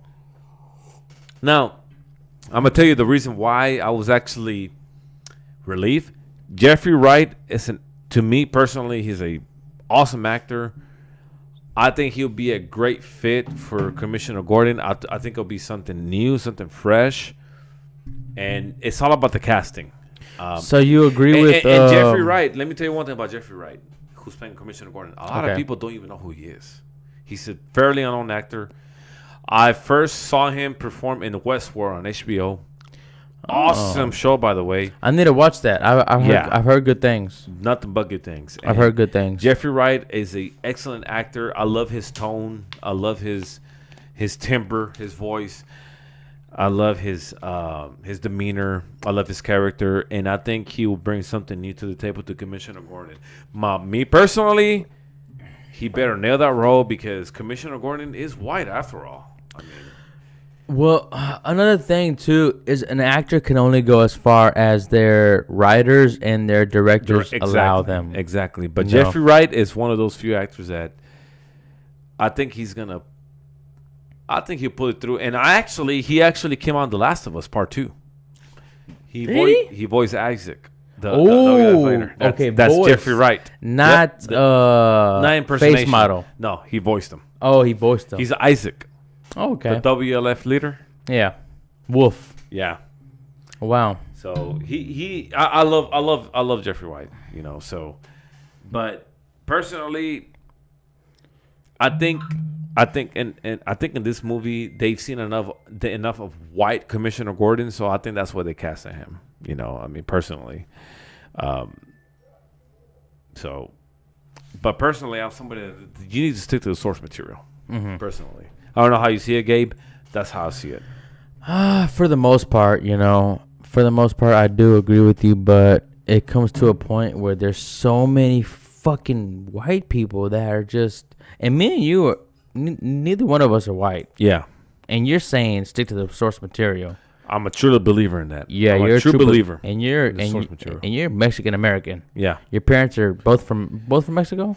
My dad was born in the Valley. He was raised in Monterrey, Mexico, and my mom's from DF. And so, both my parents are Mexican. Both your parents are Mexican, right? And I grew up going to Mexico. Right. I mean, I'm very fluent in Spanish. Right. I don't have fucked up Spanish, so Right. I'm an open-minded person, So you're very open-minded. You're not for you're not white for white and this and that. No. I mean, I'm Americanized. I mean, I was born and raised in this country, so I'm American. Right. First and foremost, I'm an American. One thing that I did not like is that, which they were planning before Chadwick Boseman's departure from this world, that they were already planning. I'm not even sure if it's because of his cancer, planning for his sister to take over as the Black Panther, which I didn't like. They were planning for Thor's love interest, Natalie Portman, to take over as Thor. Gorgeous, by the way. Right, gorgeous, by the way. Planning for her to take over Thor, and planning for a young African American girl to take over for Iron Man. I don't agree with that. So we're gonna have 3 girls: one take over Black Panther, one take over Iron Man, one take over Thor. I'm not on board with that. It's all to sell. It's all about social justice. I just don't fucking. I don't want. I'm not. You know what? If you want to delve into the Hollywood agenda, I'll be happy to discuss that because it's getting old. It doesn't work. Look at Charlie's Angels. Yeah. It went nowhere. Yeah, the new one. It went nowhere. Look at Star Wars. Let's talk about Star Wars, people. If you haven't heard the news, Gabe, the executives, there's been a leaked report from certain YouTubers that supposedly have inside knowledges. I don't have the name on top of my head, but next time in your podcast, I will share their YouTuber's name. People could look at it themselves. But for anybody that's a Star Wars fan, we all know that the new movies, they fucking sucked. Plain and simple. The first movie, Force Awakens, Star Wars Episode 7, Force Awakens. I'm a huge Star Wars fan, by the way. Gabe could attest to that. I've been a fan since age 10. Yes, you are. So, Force Awakens was a good movie, but my criticism, along with others, was that it just replicated the original Star Wars Episode 4: A New Hope, 1977 original. So 2 years later, The Last Jedi comes out, which I actually liked, by the way, but it had its flaws. People hated the movie because it took a bold new direction. For anybody that's a Star Wars fan that's seen that, I'm sure many of you hate the movie. The movie injected a lot of political propaganda. Like, you know what? They introduced Rose Tico, an Asian character. Seriously, people, her character was just I'm somebody that studies the direction of the movie. So Rian Johnson, the director of The Last Jedi, her character felt out of place and it felt unnecessary to the plot.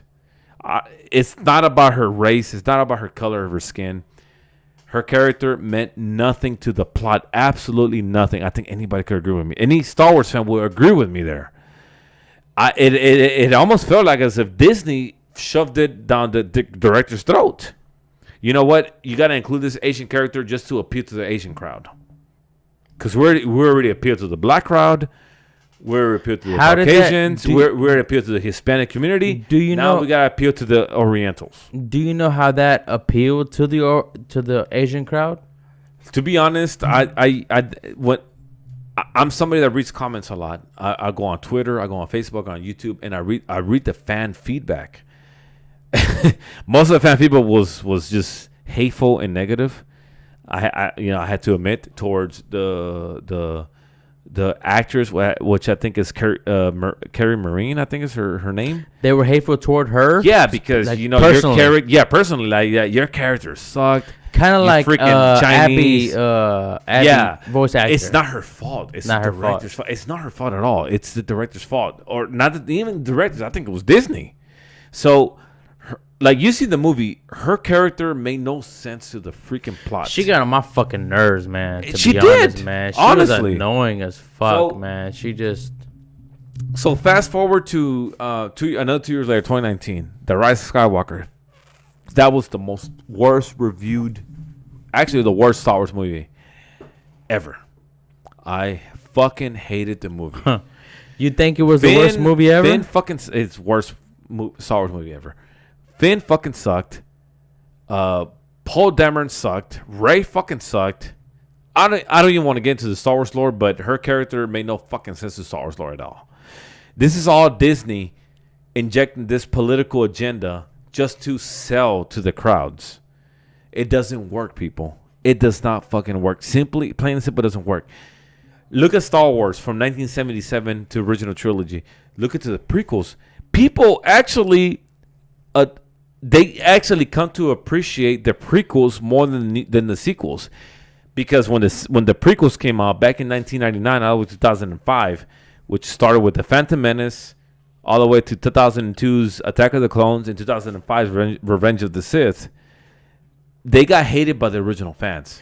They fucking sucked. Right. Blah, blah. Jar Jar Binks was bad. Yeah, which he was. It sucked. George Lucas got a lot of heat. And then the sequel trilogy came out, and it was announced that Disney bought Star Wars from George Lucas for $4 billion in shares. And people were, George Lucas is out. George Lucas is out, and Disney's going to give us the movies we want. Turns out they fucking hated it. They were disappointed. Now people came to appreciate the prequels. If anything, people love the prequels now. The prequels. They even love Jar Jar Binks. So you talking about the prequels? Okay, not back in 1999, the prequels. Episode 1, 2, and 3. Because you like the prequels better than the sequels? Absolutely. What about the 100%. Original trilogy? Nothing's gonna beat that. So you think it's the original trilogy, then the prequel? So you think it gets shittier and shittier? Yeah, best, good, shittier. We're talking about Star Wars, people, in case you are wondering. So Sergio ranks the original trilogy first, the second, the prequels, and the third dead last. And the third dead last, the most recent. So it gets worse and worse as they make. So to end my point is, there was a leaked report, because I keep up with the Star Wars lore. There was a leaked intel from a certain YouTuber that this leaker actually is known. He's actually leaked other projects from Disney, Star Wars, that came out to be true. So he's a reliable source. Mm-hmm. Don't quote me on that, but his latest report, from what I've read and seen, is that during this whole pandemic, Disney has lost a lot of fucking money. Right. Because people have not traveled. They lost money in their parks alone. Right. Obviously, they haven't made no new Star Wars movies, so they lost revenue. I mean, movie tickets. Exactly. Box office tickets. Right. They're not making no movies, right? Box office tickets. They are. I mean, it's $7 a fucking month in Disney Plus. But that's the only revenue. Which they should have fucking released Mulan and Black Widow in theaters.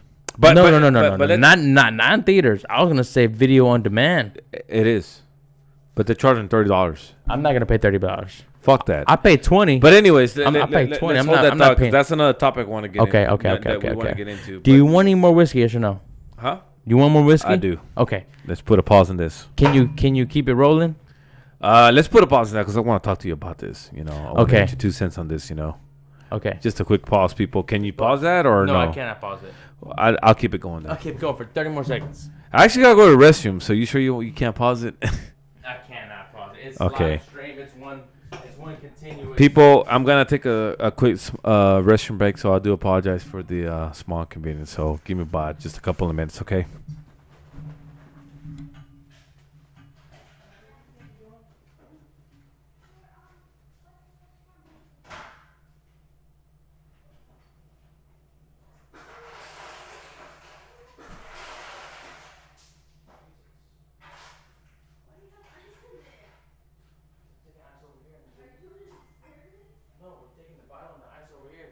Whiskey over here.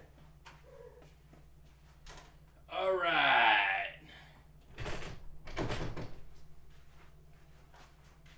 A little bit of the bubbly.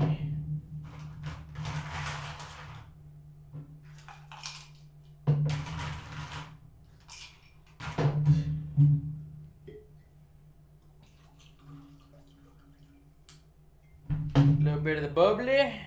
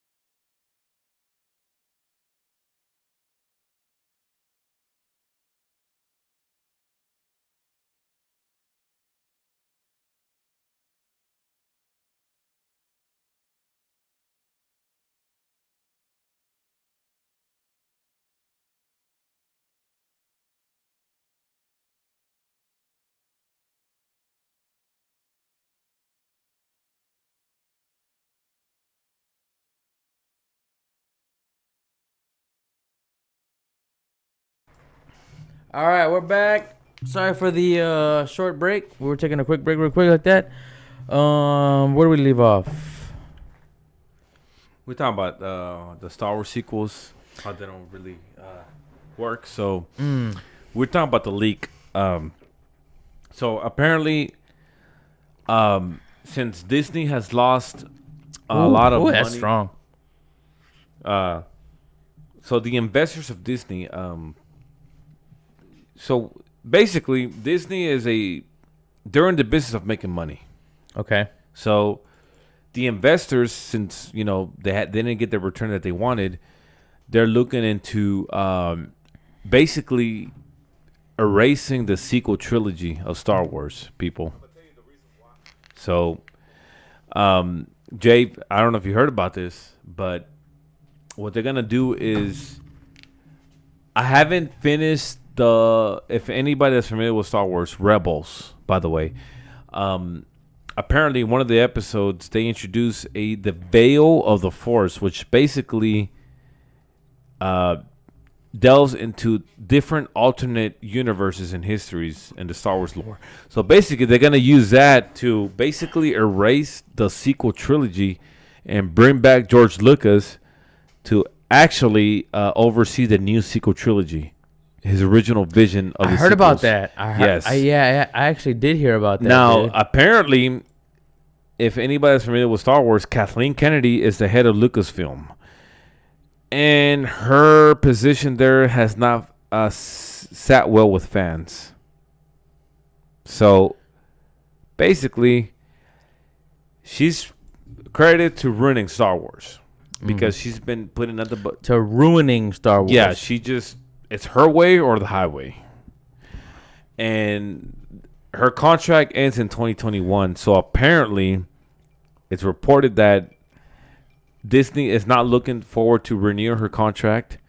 She's going to start her own company. And Disney is looking at Jon Favreau or Dave Filoni from the Clone Wars and the Mandalorian team, by the way, to be the new head of Star Wars. And the new policy that they're implementing at Star Wars is basically there's not going to be no more political agenda. That's my fucking no favorite show. Yeah, Star Wars. No, yeah. That's the best thing. Anything to come from Star Wars. That's the best thing. It's the best. I agree. The Mandalorian, dude. So apparently the investors have looked at that and they know they've taken notice. And they don't want no more political agenda, no more LGBT, none of that in Star Wars injected no more. You know they what? want to go back to what made Star Wars so great. No more political agenda, and have somebody that knows Star Wars to head Star Wars, and basically make a new sequel to the original trilogy, as intended. And apparently they want to bring back George Lucas to write and produce the films. So you know what's a shame, dude, is they didn't have the technology they have now on the Tridge. Yeah. If they would have that back then when they made the original fucking trilogy, dude, it would be so much fucking better. Because looking back on the original trilogy, man, it's man, dude, I hate to say it, but it's really hard to watch. With the acting is much better. But it just, as far as the special effects and the casual effects that they have in the movie, man, they're just so bad, dude. You know, they have fucking Yoda's a puppet. You know what I mean? He's a fucking puppet. Yeah, but you know what though? George Lucas got scrutinized because when the prequels came out, he actually put CGI into the original trilogy. He got a lot of scrutinized for that. And honestly, I didn't like it either. Seeing like a CGI version of Jabba the Hutt. No, but I'm saying though, now the CGI they have now, opposed to a fucking puppet. You would rather have a puppet, a Yoda nowadays with the CGI they have, how amazing it looks now? What would you rather have? Well, nowadays a puppet could be an animatronic, which basically it's run by a machine, by a robot. Yeah, I'd rather have that than a CGI. Yeah. I mean, when it comes to Star Wars. So it's not the same, dude. To me, man, I love CGI. I love Thanos. They made Thanos CGI. I love the Hulk. They made him completely CGI. Whenever they whenever they made the Fantastic Four back in 2002, 2003, they made the Thing makeup, a man in a suit. I forgot his name. I think it's Michael Chiklis. He was the one who played the Thing in the Fantastic Four. They made him. He's fucking what, 5'10", 5'11", not even 5'10", probably 5'9", 5'10". They made the Thing a man in a fucking costume, and it looks so shitty. I was thinking, man, fuck, dude, they need to have CGI, because back then the original Hulk came out with Was it Eric Bana? Eric Bana. I like the movie, by the way. I love the movie, but it was just a little too much. How do you say? I don't know, dude. It was too much story, for people's tastes. For, you know what I mean? People want to see Hulk smashing shit. In the original Hulk, I loved the movie growing up. To me, I fucking loved it. Yeah, but apparently, whenever I was young, whenever I was growing up, I watched that movie. But as I got older, and I realized why didn't people love it as much as I did? Then they say, oh, okay, this is slow. Okay, it is. Nah, I don't think because of CGI. I love that fucking movie. The scene with the fucking dogs chasing him, dude. It got criticized because of the shitty CGI. Shitty CGI. Okay. Not CGI, but because it was shitty CGI. Okay? That's understandable. Remember the Mummy Returns? The fucking Lion King? The Rock, he was a Scorpion King? Remember the fucking shitty PS2 graphic CGI? Remember that shit? Dude, that shit was ridiculous, dude. They have movies back then with the crappiest CGI. Remember The Mask 2? The Son of the Mask? With the little fucking baby? I didn't bother to see it. Dude, they had the fucking worst CGI, dude. Like, dude, back then, they shouldn't have been made. Jar Jar Binks. Fucking crappy ass CGI, dude. But actually, Star Wars is known for introducing the way. See what George Lucas did with the prequels back in '99, starting in '99. They changed the way filmmakers make movies because of CGI. After that, the Lord of the Rings came around. After that, the Matrix came around. I mean, if you think about it, he changed the way people make films. The Lord of the Rings and the fucking Matrix were both fucking shit. Now looking back. But at the time, they won Academy Awards. Okay, at the time, they looked fucking amazing. I love the way they looked. But now looking back, like, dude, they did not age well at all. They didn't age well. You wouldn't have a movie that can age fucking well. Like, maybe in animatronics. 10 or 20 years. Animatronics, okay, bro. That's what I say. Like Alien. Look at the movie Alien. It's aged well because it has no CGI. It uses animatronics. Yeah, so the xenomorphs were actually people, or were they animatronics? Actually, the original actor was a tall black African. I think he was from Africa, by the way. Not even American. Very tall black guy. He was in the suit. He was the original xenomorph? Yeah, he was the original xenomorph. No CGI. Are you serious? No CGI. We got to double check that. By the way, speaking of the Alien franchise, I absolutely loved Alien Covenant. Have you seen it? Oh. I loved it. It's hard for me to remember. Man, it was the sequel to Prometheus. I loved it. No, I have not seen it. It just didn't sit. It didn't get well critically. It didn't get critically well received. Because I really don't know why. I mean, it's a good fucking movie. It delves into the existence of humanity, the origin of humanity. I think that's why it didn't sit well with people. You gotta watch the movie. Yeah, I do. I mean, what's his name? Michael Fassbender played a tremendous role in that. By the way, Michael Fassbender is a great actor. Yeah, we've seen him in X-Men. So. Wow, more than that too. Assassin's Creed, which I didn't really care for. The movie, the games are amazing, but the movie Assassin's Creed was not. It was underwhelming. It was very underwhelming.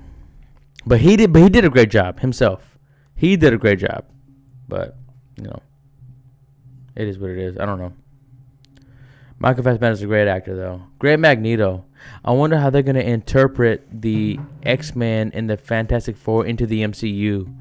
I can't wait to see that. And I know it's too early to start thinking about it, but Black Panther 2, and how are they going to handle the passing of Chadwick Boseman, and how are they going to handle, who are they going to pass the torch to? Because they can't just retire, that character. They have to, as well as honor him. Because, if they don't honor him the right way, they're going to face immense scrutiny. I don't think they should continue at all without him. Well, they already filmed Black Panther 2. It's already done. Really? It's filmed. I didn't know that. It's filmed. It's done. Oh, shit. Supposedly the movie's done. It's filmed, and they just are in post-production. But we're going to see how because the movie... They filmed it? It's already filmed, yes. He got diagnosed in 2016. Black Panther came out in 2018. It came out in 2018? Black Panther, yeah. Holy shit. Yeah, it's been 2 years. You know what, man? Looking back at the first Black Panther, do you think it deserved all those accolades for an Academy Award for Best Picture? No, because it was not the best. You know what? Movie. You know what? That's identity politics to me. Like, just because it was an all black cast, they automatically assume they should be awarded for an Academy Award. That's the same year Infinity War came out, and Infinity War was not nominated for Best Picture. I know. So Infinity War was, you know what, better than Black Panther. When I saw the movie, when I saw Black Panther, tenfold.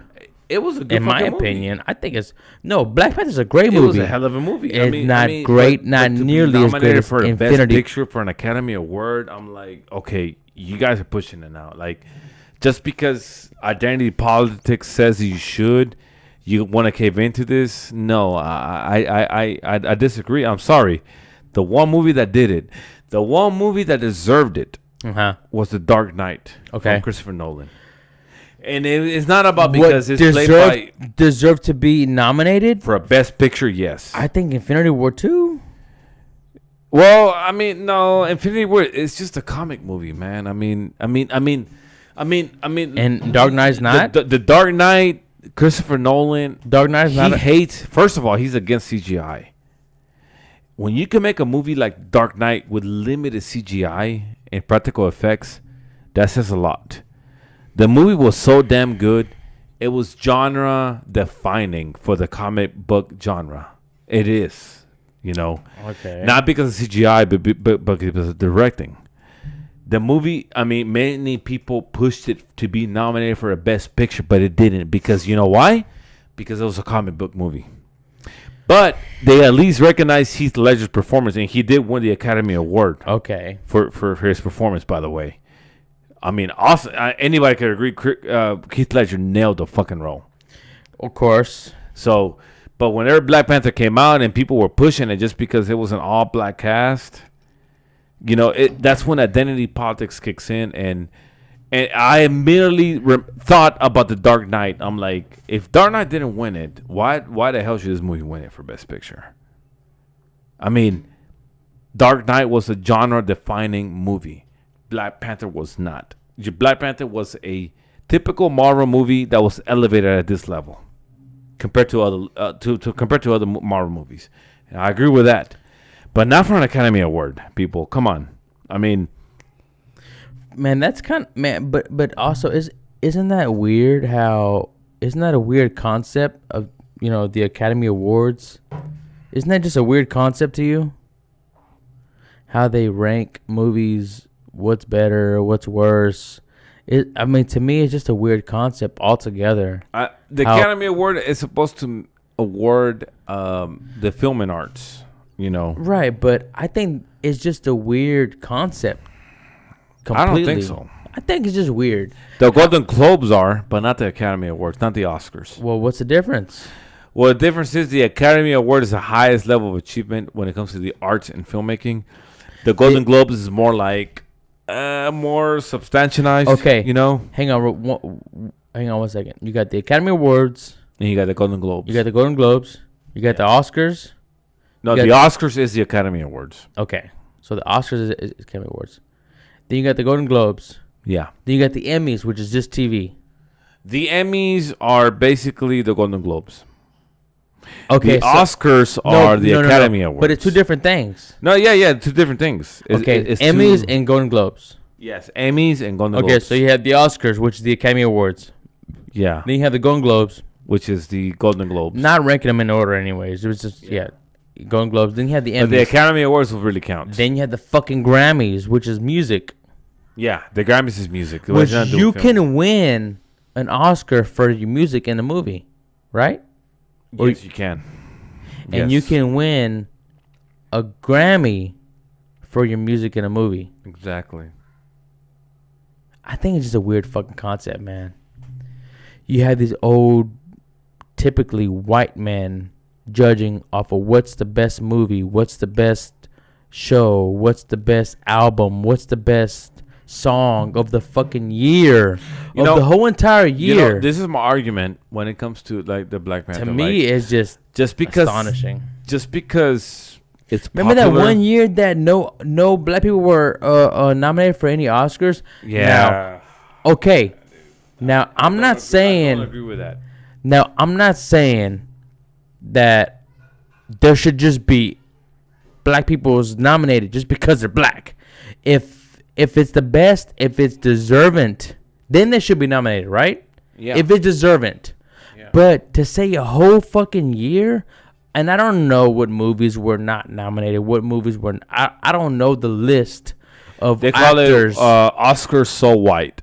There has to be some actor or some movie or some actress that had given a great performance. Right or wrong? I mean, I don't even know. I'm not saying do it just because of their color. I remember the two notable movies. Okay. That year was Concussion.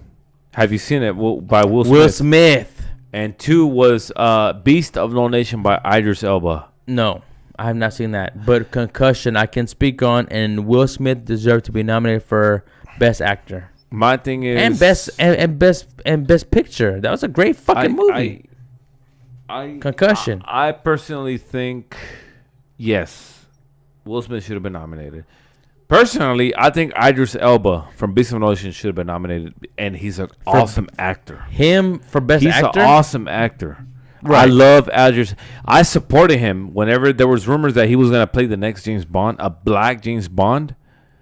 I was for it. Idris Elba is amazing. I love Idris Elba. Yeah, because he can really fuck motherfuckers up. He's British, by the way.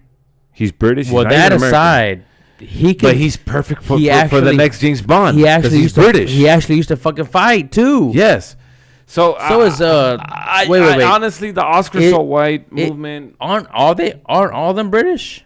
No, just Idris Elba. Will Smith's American, bro. No. I'm saying for James Bond, Peter Brosnan, Sean Connery. I think Sean Connery, Pierce Brosnan, and the other one. Even Daniel Craig is British. Okay.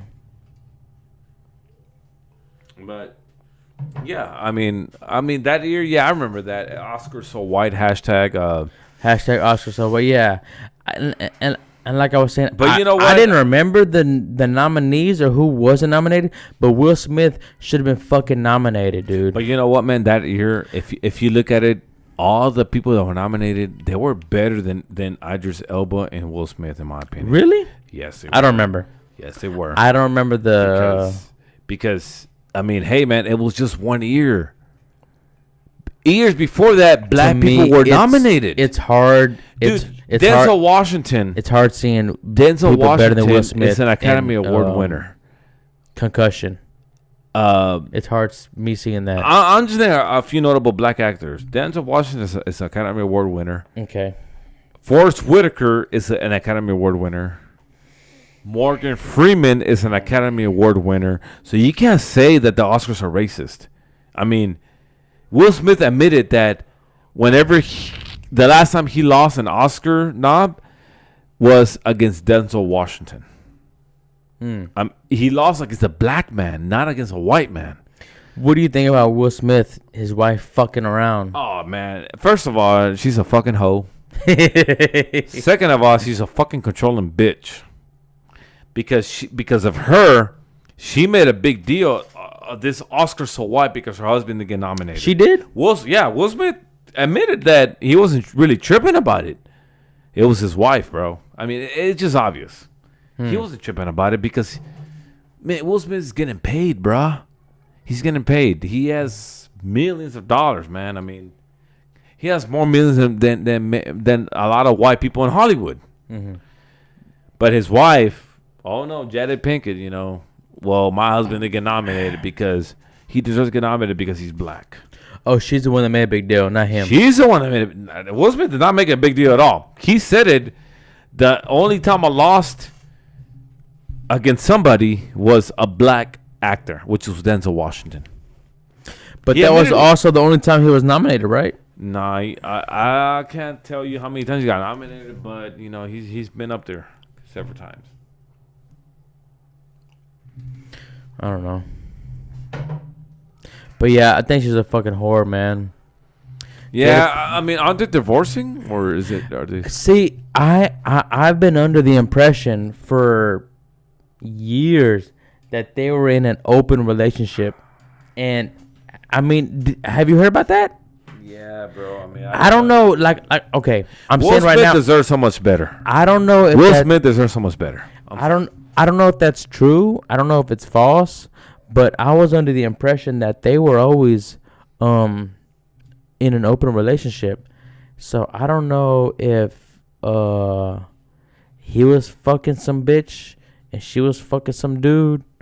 You know what I mean? I mean, they were swapping. At their status, bro. I mean, Will Smith could have any bitch he wants. Fucking Jada Pinkett could have any nigga she wants, bro. You know. And I don't mean that to be racist. I meant NICCA. You know, I mean, that's just how we talk here in Texas. I mean, so before people call me a racist, I'm not. Right. That's how it's just Texas slang, you know, Houston slang. It really is. I mean, just I want to get out the way. I slipped out for a moment, but I want to clarify that, people. Yeah. What you mean is any dude. She can get any dude she wants. Yeah, exactly. She can get any dude she wants, you know. So I don't know, man. I mean, me personally, I don't like to keep up with celebrities like that. I don't like to delve into their personal life. I don't keep up with the fucking Kardashians. I believe that they have no positive impact in our society whatsoever. All they promote is being a hoe and having plastic surgery in our young female youth. Mm-hmm. So when people tell me, oh my God, did you fucking hear that fucking Khloe got in a fight with fucking Kylie Jenner? I'm like, I don't give a fuck. Right. What does that do for me? I got better things to worry about, like school. You know, right. Because I'm still in college, by the way. So, I mean, it's just the times we're living in. You know. Yeah. I got my little sister. You know, she wants to get a plastic surgery all over her fucking body and face. What? Yeah, I'm like, you know, she wants to get plastic surgery on her body. You know, body she wants and to do face? her nose. She wants to take away her cheeks. I'm like, the fucking Kardashians are just fucking up our youth, and I'm living it. Yeah, so you're speaking on America and your own family. I mean, I'm seeing it in my own family. Exactly. You know, like, so you're not judging anybody because I'm not judging I love my sister. You know, I'm proud of her. She's smart. You know, but I tell her, you don't fucking need a nose job. You're beautiful as you are. You know, just because the Kardashians did it doesn't mean you fucking had to do it. You know. Right. Fuck that bullshit. You know, be yourself. Be yourself. I mean, be happy with how you were born. Now, I'm not going to lie, dude. Some fucking women, some girls, they need a fucking nose job. Or they need... but my sister's not one of them, you know? I'm not saying, I never even seen your sister. But I'm saying some fucking women, they need some work done. And I've seen, for example, I follow this one chick. Her name is Lele Pons. And her nose, she got a nose job. Her before and after, oh my God, it's like fucking night and day. Let me tell you something. Her nose before, she looked like the fucking, what's that motherfucker's name we were talking about from fucking Lord of the Rings? The one, my precious. Who? My precious. From fucking Lord of the Rings. Golem from Lord of the Rings, which they're making a game of him. Yeah, they are. Yeah. She looked like that motherfucker. before she got a fucking nose job. She got a fucking nose job. She got her fucking teeth fixed. And now she looks fucking great. There's some bitches. There's some bitches that need it. That need it, man. Like me, for example, I had a septoplasty done. Mm-hmm. That's different than a rhinoplasty. Uh-huh. So when I was young, I must have been maybe 6, 7 years old. I fell and hit my nose. So throughout the years, it grew out of place, and I couldn't really breathe right. The little cartilage bone was getting stuck, and I couldn't breathe right. So back in 2015, I had a surgery where they fixed it. They fixed my bone. They put it back in place. Mm-hmm. So basically, this is the nose that I should have. So it made me. Yeah, I mean, I needed it. It's not plastic surgery. It's just a correction. But to your point, yeah, I mean, some girls, some people in general, even guys, they're born with a fucking Jewish-looking nose. Yeah. I'm not trying to be stereotypical here. But or a Roman nose. Or a Roman nose, like, it just looks out of place, and... They have that big bone sticking up. I had that big bone. I had that big bone sticking some up. motherfuckers, I used to go to school with this bitch. And she had an elbow in her nose. Like Toucan Sam? Toucan Sam. She had 3 fucking joints in her goddamn nose, okay? Let me tell you something. Her nose looked like my fucking triceps, okay? Her nose went up and down. It looked like the fucking Rocky Mountains, okay? Her nose. I'm telling you something, man. Let me tell you something, okay? Like fucking Dumb and Dumber. She had a double jointed nose, okay? Double joints. The fucking gears in your bicycle? She had fucking gears in her fucking nose because her nose was so fucked up. And I don't know what it was from. And I'm talking 6th grade. Okay? And I remember her name. Her name is Karina. She had a fucking nose like not Captain Jack. What's that cocksucker from fucking, not Pinocchio, from fucking Peter Pan? That motherfucker. Hook? Okay. Captain Hook. I don't know how his nose. I'm not sure how accurate that is. She had a fucked up nose. You know what I mean? Yeah. I had this other fucking bitch in 6th grade. She had a fucked up eye. One of her eyes were looking this way. One of her eyes looking that way. Both directions. One looking east. One looking west. Fucking cockeye like a motherfucker. Big tits. Okay? Big fucking honkers. She should let the guys in the fucking class all grab her tits. God damn. 6th grade, bro. What the fuck? 6th grade. Okay. One person look out. One person look for the fucking teacher. The other person okay. Sounds like good times. Okay, the teacher ain't looking. Go ahead. The other motherfucker grab her fucking tits. Squeeze. I remember one time my homeboy Nicasio grabbed her fucking tits so fucking hard. Her tits were bruised. They were fucking purple the next day. All fucking purple. And she let all the niggas in the fucking class grab her tits. One by one. Boom, boom, boom, boom, boom. She had some big fucking tits for her age. I mean, how old are you in fucking 6th grade? 12? Oh, yeah, I was 12 years old. I don't know. 12 years old, right? Old. Yeah. 6th grade. We were all in 6th grade. Big fucking honkers. Cockeyed bitch. Cockeyed. Okay? Big tits. The Lord give it, the Lord take it away. You know what I'm saying? She is fucking, dude. I mean, she had big tits, bro, but they made up for her fucked up eyes. And I remember the fucking bitch's name. Her name is Felicia. Big tits, fucked up eyes. She let all the motherfuckers, okay, teacher ain't looking. Grab my fucking tits. Boom. Grabbed her fucking tits. To one motherfucker in the costume, squeezed the fuck out of her tits. Didn't let go. So I haven't seen her in fucking years though. I don't know what the fuck happened to her. What's her name? Felicia. Yeah, last name. I don't even know her last name. I'm sure she's in one of the yearbooks. Back then I had a fucking hot teacher too named Miss Rodriguez. Miss Mudd. It was in 6th grade in Hamlin.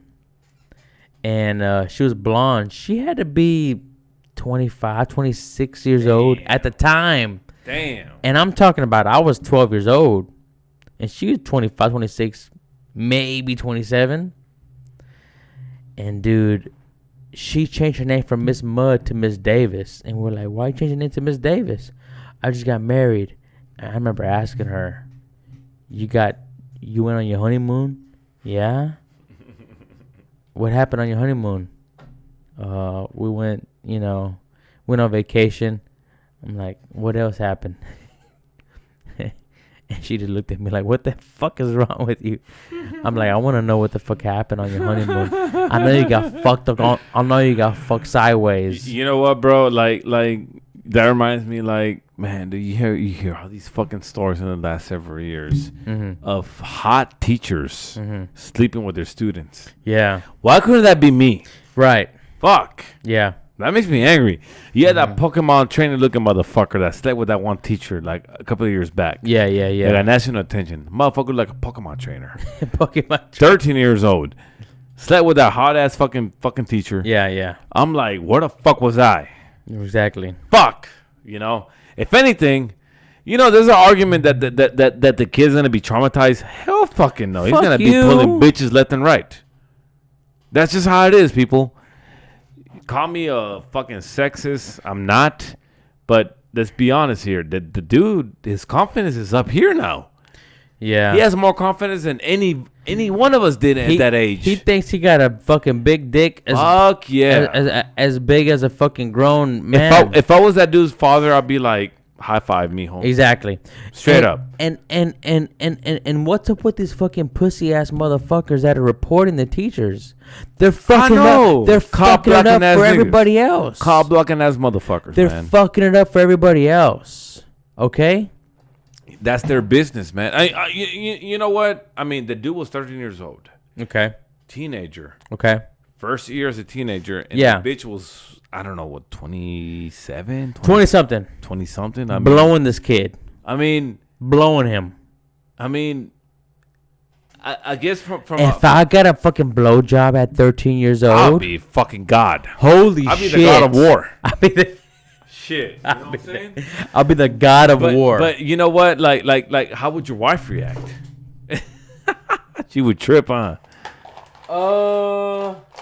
I'm sure she would. You know damn well she would. I mean, any mother would, bro. What do you mean react to She's her like, kid? what the fuck is wrong with you? You mean to her ex, like to her boyfriend or her kid? To her kid. Oh yeah. She'll be tripping like, motherfucker. What the fuck were you thinking? What the fuck are you slapping? Yeah. I think the father would be like, chill, Like, hey, it's a mistake. Yeah. What happened again? But hey, man. But yet again, if we had a daughter, that was 13 years old, and she was sleeping with a fucking coach that was 27, you best know what, beat the fuck out of him. Dude, I didn't get laid till I was 15 years old. Oh, shit, man. I didn't get laid till I was 15. Not a bad age, by the way. Right. Not a bad age.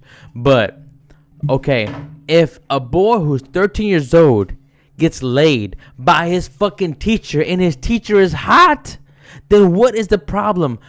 Why are these kids running their fucking mouths? They have the fucking wrong upbringing. They have the wrong guidance. Their fucking dads or their uncles or their whatever the fuck need to tell them. But you know what? Look, you're being a fucking pussy. You need to fucking take this bitch. You need to fuck the shit out of her, and you need to make her pay. You buy you a fucking new PS5. Buy you some fucking new Jordans. Buy you this shit because she has a fucking job. What are you doing with your life? You need to fuck the shit out of this bitch's brains. You need to fuck her brains out. Because, dude, back in my day, there was very few hot teachers, right? Very few. 1 out of 20. You know what I mean? Hot teachers. Mm-hmm. And most of these kids that are fucking these teachers, they're fucking the hot ones. Big tits. Young teachers. You know blondes. the mistake. You know the mistake that happens. What are they doing? No, why are they complaining? The mistake how they get caught is these youngsters that hit on these teachers. they tell their homeboys. That's the number Ooh. one rule. You just don't talk about your business. But they're young. They don't know any better, Yeah, bro. when They you're got young, they gotta let it dude. out. They gotta show off. Yeah, I I'm fucking hitting understand that. this, you I know? understand that. You know, so I mean, I'm hitting I that learned the bitch. hard way too. I mean, growing up, I will fuck these bitches left and right. I would tell all my homeboys. I'll get around, and guess what? I cop block myself. Yeah, You because know it should cut you off. exactly. Sure, You know, like, why you talking about my business? What it'll the get fuck, back- you fucking asshole. Blah blah blah. It'll you get know? back to her. You just the same like everybody else. You know, it's a classic story. You know. Yeah. You know, but once but you learn from that. You know, but yeah, I mean, a 13-year-old fucking a teacher. I mean, bro, you don't really hear about that shit, bro. Yeah. You know, they say age is just a number, but it's not like the motherfucker was 80 years old. Man, dude, hold on. Because usually I'm saying I'm against double standards. Because the boy, whenever he's that age, he wants to get his fucking dick wet, right? Whenever it's a grown man, That's either that or pornography. right, exactly. And whenever it's pornography, they're thinking about a girl or a fucking teacher they want to fuck. And whenever it's a grown man and a young girl, it's wrong because the young girl is not thinking about that most of the time. Most of the time, it's the grown man who has his eye on the younger girls. You know what I mean? Mm-hmm. And it's just, to me, it's different because that makes a man a pedophile. And the young girls, a lot of times, they get tricked and they don't want to fuck. You know what I mean? But they just want to do it to impress the person. They want to do it to have more credibility or whatever it is. But whenever the boy wants to fuck, when he's at it, he wants to bust nuts. He wants to bust nuts left and right. That's what he wants to do. Whenever it's a girl, she wants to do better in school, or she wants to, you know what I mean? Like, it's just different to me whenever it's a boy versus it's a girl. Because I used to go to school with this girl, and supposedly this guy was fucking her. I don't know. I'm not going to say the names, of course. Supposedly this girl was getting fucked by a teacher. And people knew about it. In Channelview? Yes. What the fuck? Yeah. My grade. What grade were you in? Class of 2011. But were you a sophomore, junior, senior? I was a junior and a senior. Both years. You gotta tell me this off camera. Off camera, for sure. I'll tell you. Because I know a couple of teachers in Channelview that told me a lot of shit that goes behind closed doors. It was this dude fucking I'm not gonna talk about him. It was this dude fucking this girl that was in my grade. The girl's in my grade. The girl look good? She was not bad. That motherfucker. She was a slut, though. She was a slut. Porn star status? Borderline. God damn. Well, bitch. I better Borderline a career now. Borderline porn star status. Because... Can you hear me straight? Yeah. All right, cool.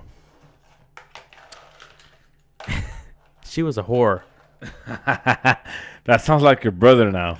Fucking bona fide fucking whore. Hoi, hoi. She like fucking cock.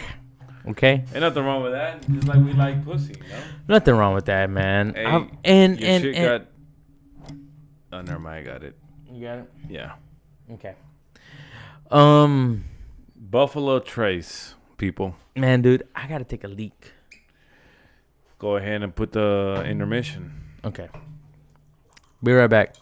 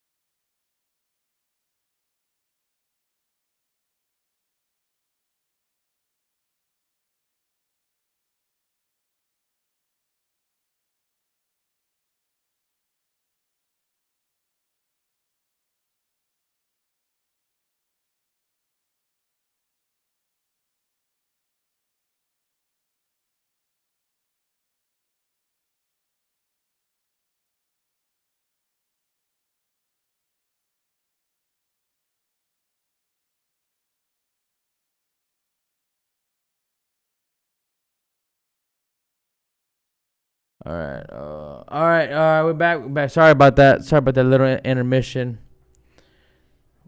We had to re-up on some drink and stuff like that. Where did we leave off at, by the way? We leave off? We just start fresh. Oh, I was telling you a story about this fucking whore in high school. Right? Sound like your brother now. This whore in high school. By the way, I didn't. Whore. By the way, I didn't fuck around with her as much. Well, you just saying that because you're married. Well, Jessica don't care about the fucking past. The past is the past. That's good. The past is the past, dude. The past. But she doesn't want to hear it though, right? I don't know. Anybody wouldn't want to hear it. I mean, I'm just saying if she sees your podcast here, right? I'm just saying, you know, I mean, right. for the record, she might not want to hear it, but I'm not gonna sit here and go into detail about some other girl that I fucked or whatever. You know what I mean? Yeah, exactly. I'm not gonna just like you wouldn't want to hear her about past, her. And right? Shit, so it doesn't matter. But see, the thing is, though, I want to have a podcast where I can sit here and talk about, oh, this girl's hot, this girl's attractive. You know what I mean? Mm-hmm. This girl's hot, blah blah blah blah blah. I'm not gonna say, oh, I want to fuck her. That's disrespectful, right? But I can say another girl's attractive. Yeah, you could say a girl's hot, and I'm damn, you fine as fuck. I mean, okay. Do you know who is replacing the Black Panther? Florence Pugh. No, who's that? Have you heard about her? No. She played Paige in Fighting with My Family. I can pull her up if you want me to. Very attractive young woman, and she is from the UK, I believe. Her? Yes. She's white. Yeah, she's white. Oh, that's not the best picture. Oh my God. These are not these are not great pictures. I mean, they get better as you scroll through them. Okay. She's in a relationship with Zach Braff. She's hot. She's fine as fuck. Yes. How the fuck is she replacing Black Panther? Well, she's white. Black Panther. What do you mean she's white? What does that have to do with it? But Black Panther is black. I'm sorry. Black fucking Widow. Oh, Black Widow. I'm so sorry. Let's back up, everybody. No. That bitch ain't not finer than Scarlett Johansson. Everybody back up. Did I say fucking Black Panther? You did. Black Widow. Black Widow. Sorry. She is not finer than Black Widow. She's not finer than Scarlett Johansson. They both have black in their name. She's not hotter than Scarlett Johansson. That's irrelevant. Why the fuck is she replacing Scarlett Johansson? I don't fucking know. Because she fucking died. Where? Black Widow died. In Avengers Infinity Part 2? Endgame. Endgame Part 2. Yes. Oh, yeah, she did. Well, fuck the bullshit. Scarlett Johansson's finer than that bitch. It doesn't matter. She's finer. I don't give a fuck, dude. It doesn't matter. She's finer. I grew attached to Scarlett Johansson. This girl is a Black Widow's sister. And you'll see in the new Black Widow movie. Are you a bigger Marvel fan or Star Wars fan? Star Wars. Really? Yeah. Really? I'm a bigger DC fan in general. I'm not talking about DC. I'm talking about Star Marvel Wars. and Star Wars. I'm bigger on Star Wars. I'm not talking about DC. Bigger on Star Wars. Really? Yeah. Wow. Always been, bro. Always. I love Star Wars, man. Like, I just finished the Clone Wars Season 7, the final season. Badass, by the way. Badass. And I just started watching Rebels. So I'm yet. But the Clone Wars does not go with the movies, does it? Yeah, it does. No, it's canon. Really? Yeah. Dude, did you know the team behind, the mastermind behind the Clone Wars, Dave Filoni, he was also the mastermind behind the Mandalorian. Did you know that? No, I didn't. Yeah, Dave Filoni and actually it was Jon Favreau. You familiar with him? I heard of him once or twice. He's a director of Iron Man 1 and 2, I think. He actually directed The Mandalorian. And alongside the mastermind behind the Clone Wars. And the Jungle Book live action. Yes. Great fucking movie. Exactly. Yeah, Dave Filoni. So Dave Filoni. No, Jon Favreau. Jon Favreau. The reason why The Mandalorian worked is because, first of all, First and foremost, Jon Favreau is a actual fan of Star Wars. He's an actual fan of the lore. That's why it works so well. And not only that, he actually consulted with George Lucas himself on the show. He consulted directly because Kathleen Kennedy, the head of Star Wars, which I fucking hate, by the way, she was too busy with Rise of Skywalker, episode, 8? So, you see the difference. Dude, The Mandalorian on Disney Plus did something that Star Wars hasn't done in a while. Unite the fans. Every fan fucking loved the show. Mandalorian. I can't stress that enough. Have you seen it, by the way? Of course. You finished it. Finished it. So the team, the mastermind behind the Clone Wars, Great everything on that fucking show. yeah, dude. and Jon Favreau teamed up to make the Mandalorian. Didn't that remind you of like a Wild Wild West Clint Eastwood type show movie? It definitely did. You know, as a matter of fact, ironically, I didn't tell you this. Yesterday, I just finished watching Unforgiven by Clint Eastwood and Morgan Freeman. Have you ever seen the movie? No, sir. 1992, it won like 3 Academy Awards, including Best Picture, Best Director, and Best Actor for Morgan Freeman and Clint Eastwood.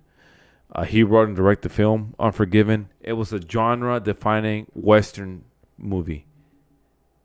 The whole movie's about these two cowboys at a whorehouse. This bitch made fun of his little pecker, so this motherfucker cuts her up. Who's Little Picker? Some cowboy Okay. at a whorehouse. So he takes the defense and he cuts up her face with a knife. So the whores sum up their money, and I think they offer like a $5,000 reward to bring the cowboys to justice. And that's where Clint Eastwood comes in with Morgan Freeman and to hunt down them and kill them. That's what the movie's about. Wow. Really good movie. Wow. It's very slow. It builds up. Basically, I read the history Unforgiven. of it. Unforgiven. Clint Eastwood. The Unforgiven. Or it just got Unforgiven. Okay, Unforgiven. It's on HBO, by the way. You can watch it right now on HBO. HBO Max. HBO Max. Okay. So when I did my research on it, apparently up into the 80s and 90s, Western movies were pretty much died down. They were just so stereotypical. Same shit, bloodshed, blah, blah, blah, revenge. But this movie basically contributed to revitalizing the Western shooter genre. Good movie. Really good movie. I was shocked. You know, like Clint Eastwood is just awesome filmmaker. So he has my respect there. And like you said, you know, The Mandalorian, if you watch Unforgiven, you could relate to The Mandalorian because it slowly builds.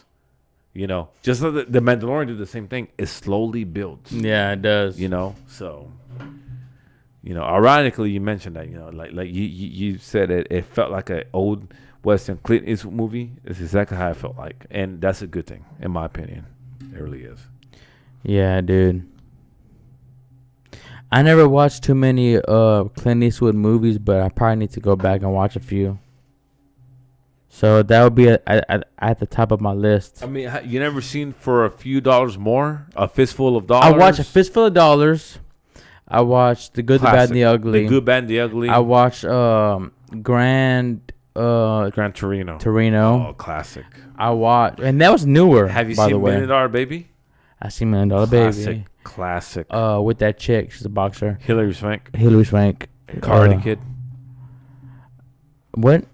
She came on The Next Karate Kid. I don't know about that. You never seen The Next Karate Kid? Fuck no. Okay, so it was Karate Kid Part 1, Part 2, and Part 3.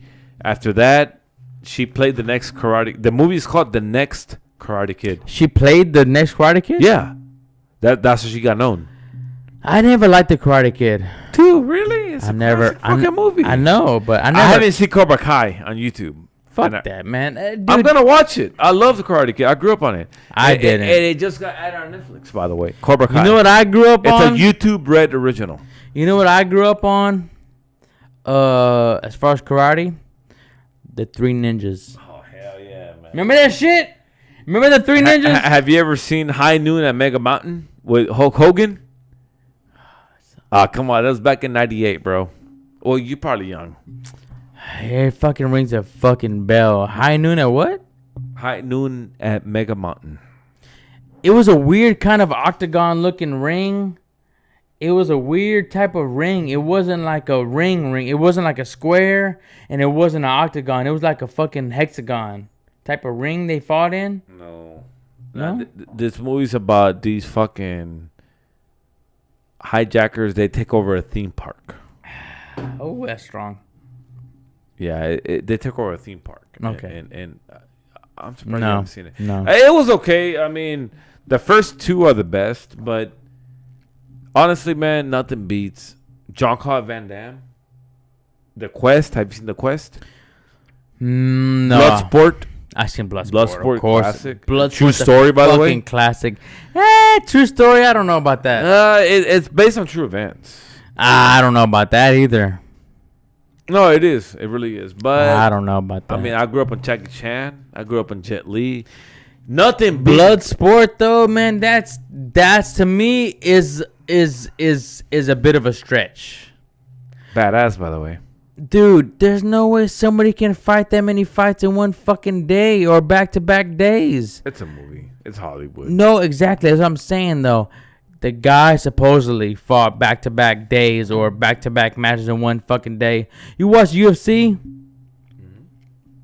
That shit can never happen, bro. You know what, man? Nothing beats Bruce Lee. Can you agree with me there? As far as movie? Yes, bro. But Bruce... The legend. Yeah. But people think Bruce Lee nowadays would be UFC champion. No. I don't know, bro. He would not because no, dude. This he guy, didn't know the. Now, if you're saying he grew up, you talking about the founder of Jeet Kune Do. First of all, a martial arts. The dude charged, I don't know how much money. I think he charged literally $600 an hour for his lessons to these celebrities. The dude was. I've seen videos of this dude. Because basically, he did not allow recording of his arts, the arts that he taught when it comes to Jeet Kune Do. But he is the founder of Jeet Kune Do, and the few videos that he allowed to record, the dude was lightning fast. The dude was no joke, man. The dude could throw a kick as fast as he could throw a punch. The dude had agility. You know, he had technicality. On top of that, he was a philosopher. I mean, have you read his interview? Have you seen his interviews? Like the dude? No, I mean I've seen some. Have you seen Be Water? I haven't seen it. It's great. I heard it's good. It's good. It's on ESPN, right? It is for the hardcore fans, though. I'm a hardcore fan. It is not for the typical, the weak of stomach. I'm a hardcore fan, so to speak. I grew up with Bruce Lee. My dad. Showed all of us this movie. Bruce is like a fucking superhero, dude. He the dude was superhuman. He had a recorded 1.5% body fat. That's crazy. The dude was pure muscle, pure agility. But his passion wasn't filmmaking. He got into the business. You know, he was a founder of Jeet Kune Do.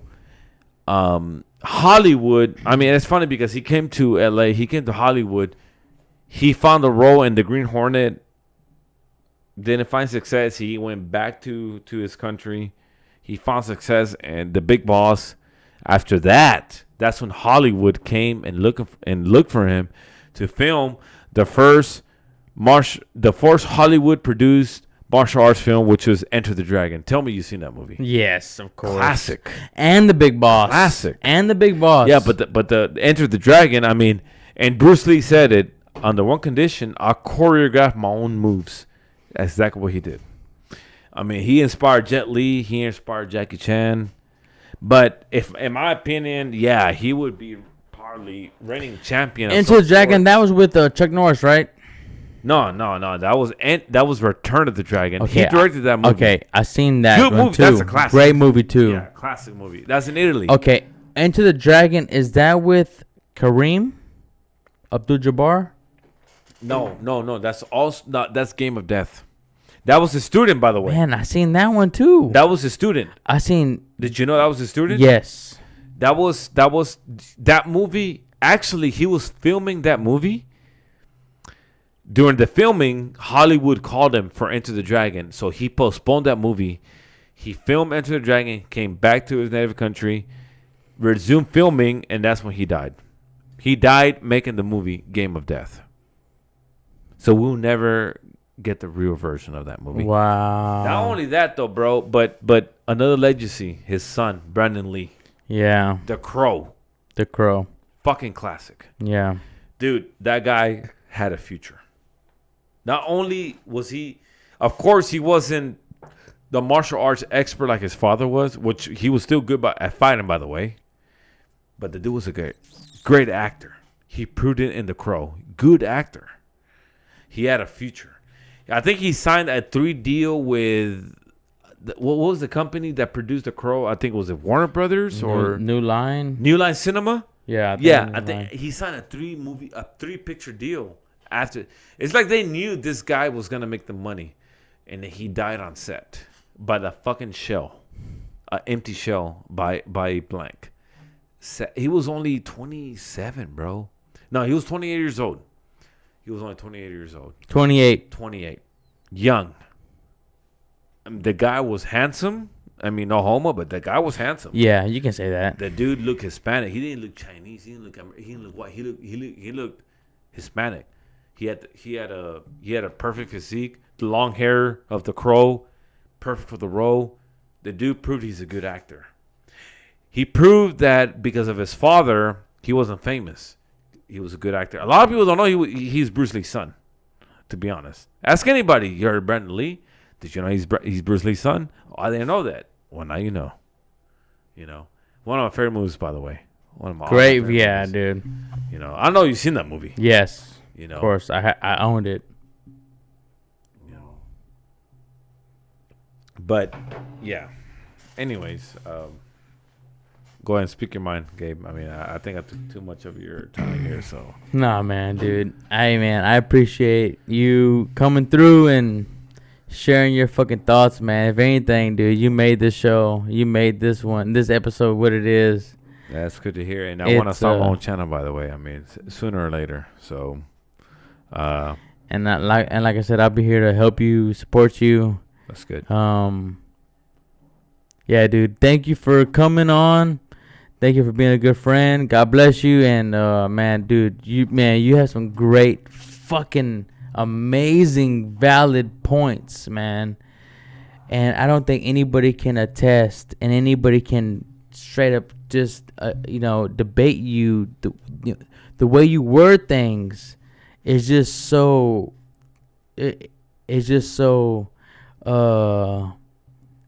correct. Like the way you say things, it's just no way of denying your train of thought and the way you think and the way you address certain aspects of certain things. It's really hard to defy you.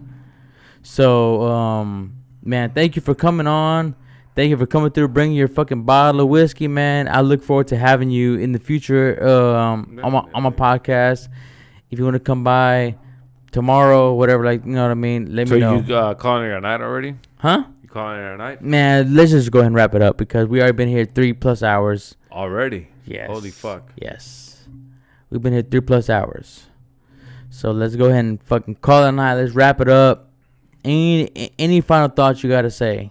Because believe me, we're not done speaking our mind and talking about different things, different movies, different games, different shit in the world, different, you know what I mean, laws and shit like that. We're not done by any means.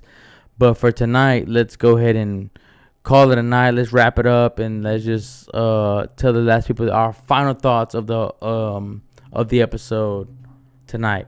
Anything else you want to say, finishing, closing words? No, just look out for my upcoming channel. Well, before I get to that, just let's keep an open mind to discussion when it comes to politics, when it comes to differences. Just if you disagree, just feel free to comment on it. Just we welcome any disagreements. If you disagree with something, just please let us know. Let Gabe know. This his channel? This you mentioned this. I disagree with it. Let's talk about it. We'll be happy to talk about it. Yeah. We'll offer our 2 cents. You can offer your 2 cents, but other than that, just keep a look at my upcoming channel. I'm thinking about calling it Force Users, by the way, and I'm still contemplating on that. But we'll keep you posted and see what goes from there. All right, guys. Do me a favor. Leave a subscribe, like the video, and comment on the video. Your favorite part or whatever you want us to talk about on the next video. So leave a comment, like, and subscribe, and also turn on your notifications so that way you can be notified whenever we upload a new video.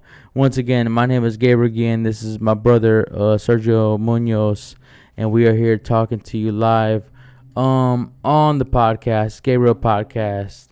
And we wish everybody a good night, and God bless you all. And y'all take care, all right? Peace.